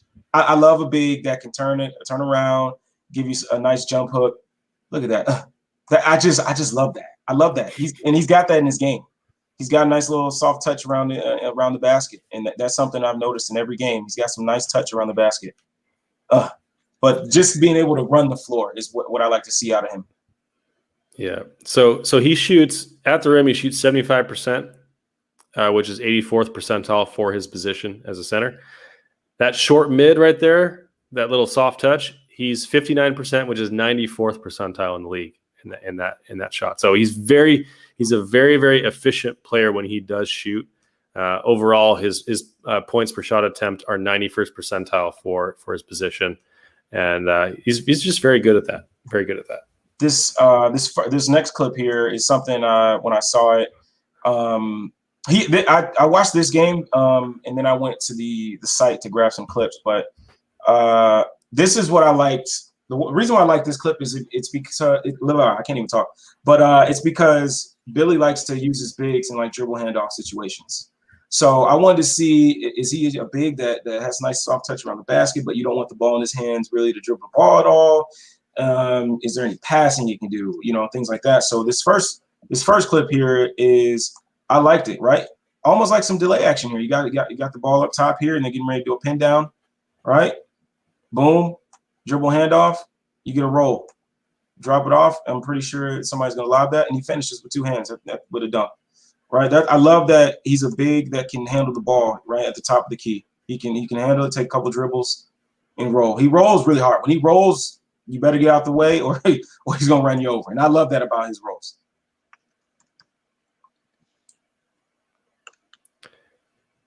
I know, Will. Yeah. Will, you were about to comment, I think, right before that clip started. So I just want to make sure we give you a chance to say what you're going to say. For sure. I was just say like transition, Lonzo. All there needs to be said about that. But I also think it is it's nice to see that like again, the argument that like signing DeMar and trading away those picks for Vooch and for DeMar like prevent you from getting any better in the future. You're signing a 23-year-old big man who is good at what he does, right? He's a vertical spacer, lob threat, but he also has that touch. He can also put it on the floor a little bit. You can develop that while you're playing well and winning now. And I think you have maybe Lowry stays. Who knows what's going on with him? But you have Kobe, you have Pat. Zach is 26. Like, there's no way he doesn't continue to get better. Lonzo is 23. So I think the ability to improve while you're winning now is kind of mitigates the risk of giving away or giving up those picks. And this is just another great example of a bargain signing at the minimum that does take some pressure off of the DeMar DeRozan overpay. So I'm a fan. You got anything, Kris? Just think of whatever dollar amount you think DeMar is overpaid as a marketing cost, because the Bulls are going to be on the map this year, and people are going to want to come play for him. It really, gosh, still undefeated, by the way. TNT Bulls still undefeated. Never lost. This dude is 23 years old. He's 6'10", has a 7'5" wingspan. So yeah, I just love the potential there. By the way, those Wendell had the same measurements. By the way, for people who think he's undersized, 7'5" wingspan, 6'10". You could some say it was 6'9", but he's going to be good. And for the minimum, man, that's a killer signing. He's going to kind of play that Daniel Gafford role in the sense that Gafford is springier for sure, but Gafford was also out of position on defense a lot, or he was chasing blocks sometimes. I think Bradley's going to be a little more defensively sound. He's got a real nice shooting touch. So I think he's going to be an improvement there, and he's going to help replace Tice. I know we haven't really talked about Tice leaving, but Tice was a great factor on the defensive end for us. So Bradley's a great signing for the price. I mean, he's basically the best option we had, and we got him. So credit to AK for getting that done. Just a couple more. Well, maybe one more. The other thing I love about this guy is when shots go up on the offensive end, like there's some bigs when a shot goes up and they know they're going to miss it, they just start running on the other end. They just start going the other way. And that's when like the coach comes out of me and I'm like, what the, I want you to fight for a rebound. You know what I mean? And dude instantly hits a body and it's air ball, but he gets himself in a position for that. And that's the first part of the battle is getting into position to be able to get that ball and put it back up. And that's something that you'll see with him is when a shot goes up, he's already going to be fighting for position to try to get a rebound if you miss it.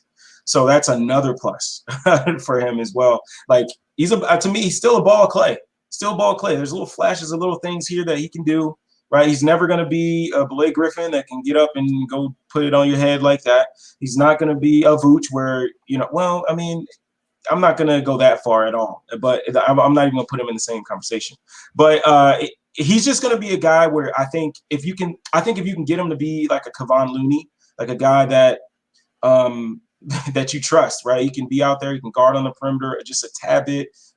He rebounds the ball really well. He's a good defender. Like if he can turn out to be like a Kevon Looney for us, like I think that could be a win. Because I really love Kevon Looney as a big. So I love what he's done with the Warriors. He's played behind Gobert and Embiid these past couple of years. So hopefully he's picked something up defensively from those guys. Obviously, there's a reason he's not playing 36 minutes a night. Right. But I think, again, like the Gafford thing is a great example. A guy that people just fell in love with because he made kind of like some highlight blocks. That's because he's out of position and he chases blocks. I don't think you're going to see that as much with Vooch or with Bradley. So I'll take the smart positional defenders any day of the week. Best Bradley in the league. No more to add to that. And I skipped to this last clip. It's a defensive clip here. So obviously I watched the Golden State game. But this, again, it's just stuff that I love, right? He gets himself in a position before anything happens. So, right, screen, boom. He's already trying to get in position here. Gets in front, stays low. He's just a wall. Right? He's just a wall. He doesn't get moved, stays vertical. Guys are gonna have to shoot over him. He's not gonna allow you to get by him if you can. Right? He's gonna stay in front of you, try to get you to go over him. He's got long wingspan and he affects the shot. That's why, like, I know some people, I can't remember where it was, but they said they'd rather him not be the backup center. And I can understand that to a point, but I think this dude can do enough for 15, 18 minutes a game, maybe lower, to not be a negative. I think he'll be good. I think he'll be good on defense. If you put him in drop, he'll be able to use his wingspan and alter shots, rebound. Offensively, he's going to try to rebound as well. He's got soft touch. You can run your regular things. If you want to run some delay action with him and have him do some dribble handoff actions and stuff like that, I think you can do that with him. Yeah, man. Bradley isn't. He's young and he's a ball clay, and I think Billy and if that's something that they before last season they came in talking about developmental. They want to develop guys. They want to develop their own guys, and that's something that they believe in. I think this is a perfect candidate where you bring a guy in on a minimum deal and you can really mold him into something that can help win. So, Larry, if we go off your other stuff, like we talked about the Nets, like Will was going over your C-Red Larro stuff. So he's basically the next Embiid. Okay, all right, there we go. Next. Just kidding. Okay, I love this question. From Drew. I think this is a really good one. What will be your most memorable moment for Cristiano Felicio now that he's gone? But first of all, there's no guarantee he's gone. There's no guarantee. There's still a roster spot. Don't sleep on. Every Felicio. team needs a third big. That's right. I think the answer for me is the easy one. It's the when he stole the rebound from D-Wade that would have given him the triple double. I will never forget the look on D-Wade's face. The look on D-Wade's face. It was priceless. But Kris he's a really nice guy. I talked to him a couple times. He's a good guy. It sucks that he was just like way overpaid and not very good because people make jokes, but he's a good guy. For sure. Yeah, man. Felicio, I think we did an episode of about our favorite clips, but oh my gosh. give him the DeRozan deal. That's right. We'll show you an overpay. You watch also this. the one like chin strap beard that he had this past year. Do you guys remember that? That was another good memory. Beautiful. My favorite. Okay, my favorite is yours, Will, when he stole that rebound from D-Wade. I mean, and he went over his back to grab it from him. Like it was completely stolen. It's got to get those stats, man. Oh my gosh! But the other thing that my proudest moment of his was when it was Pau Gasol's last year here, and down the stretch of that season, Felicio played fourth quarter minutes over Pau Gasol in some of those games down the stretch, and he was balling. He looked really promising at the time, and I know C-Red Fred always makes fun of Mark's Felicio tweets, but I was right there with him. I was like, man, Felicio, he had some promise. He had some good games. D-Wade made him look good. They had a nice did make him look pick good. and roll lob action. They did together. They did. He earned every cent of that contract.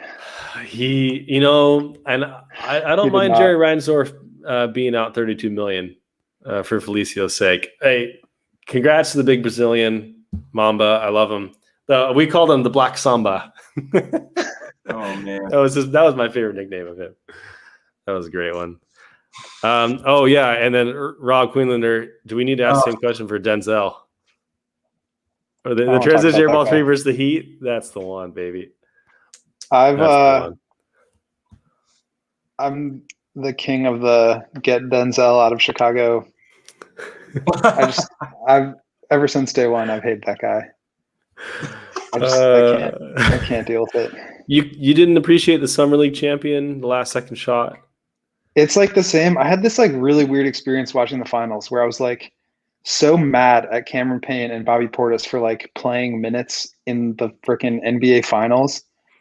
And I was just like mad at them. I couldn't even like appreciate what they were doing because I just couldn't stop remembering that summer league game where Cam was like trying to get open on the baseline and he just fell over.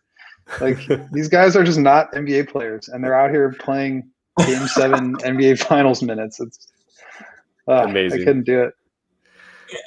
Yeah, there's nothing that tops that for me. That air ball 3. Oh, so good. It was so emblematic of. Well, the thing that made that so great is that Denzel had kind of kept them in that game and put them in that position with his shooting and playmaking.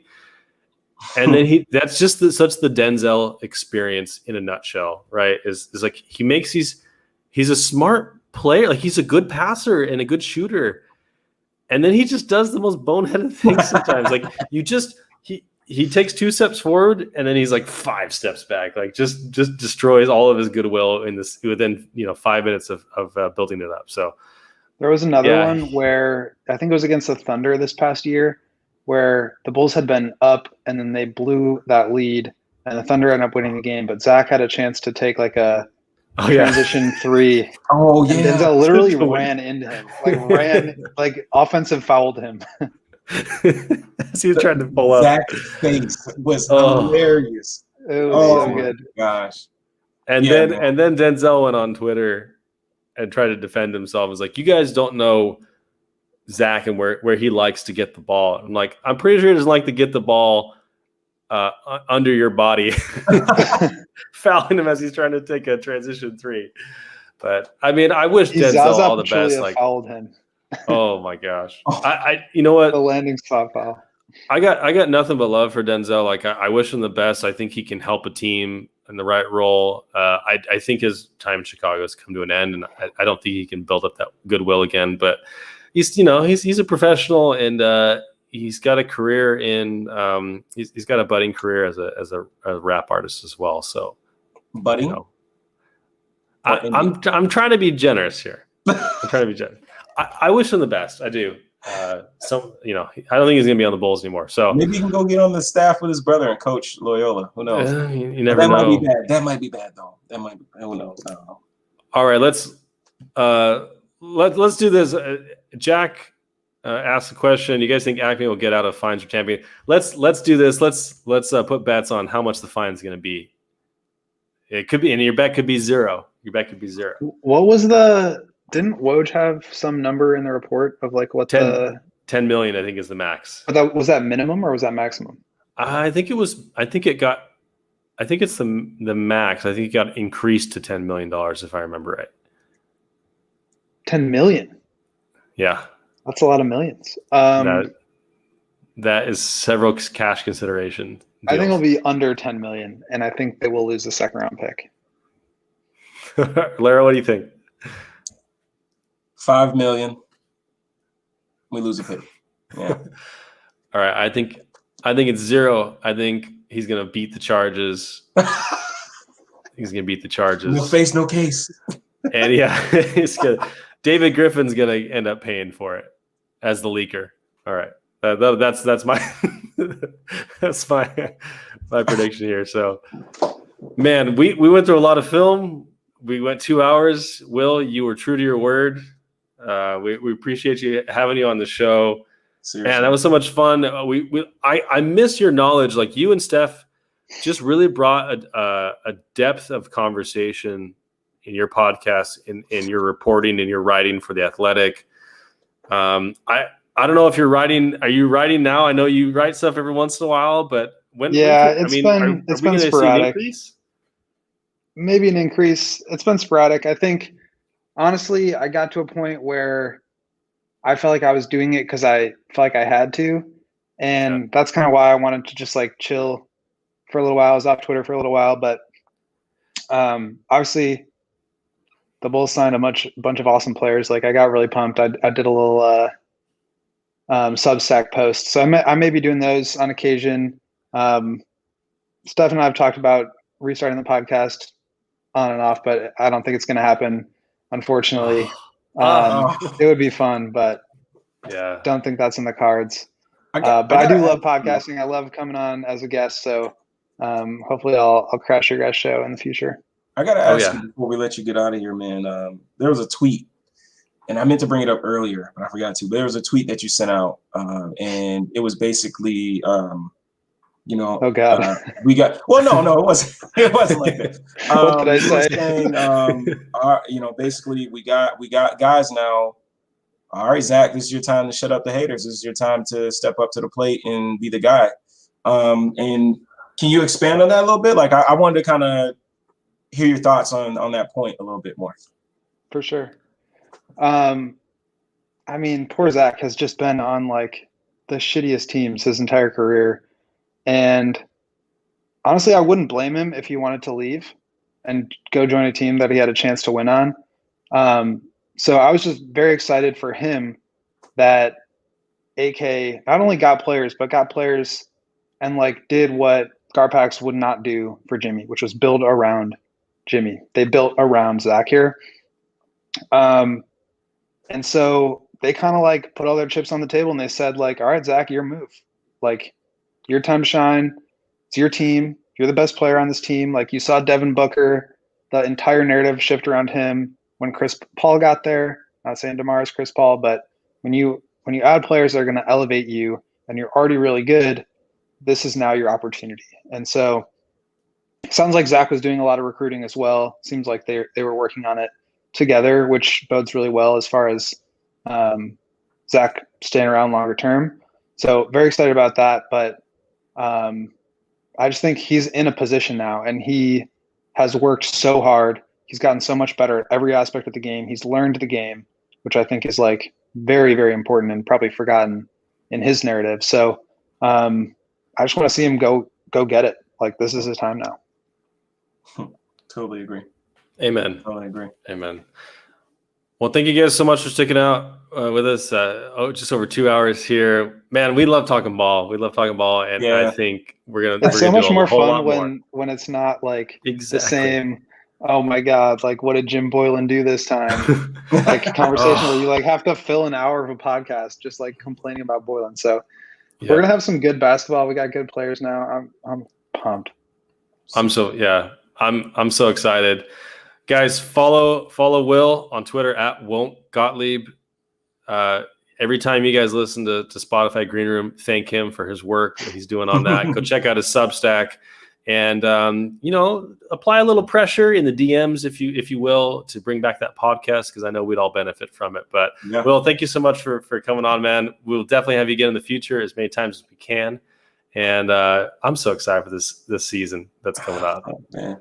Can't wait. So we'll have more for you guys next week.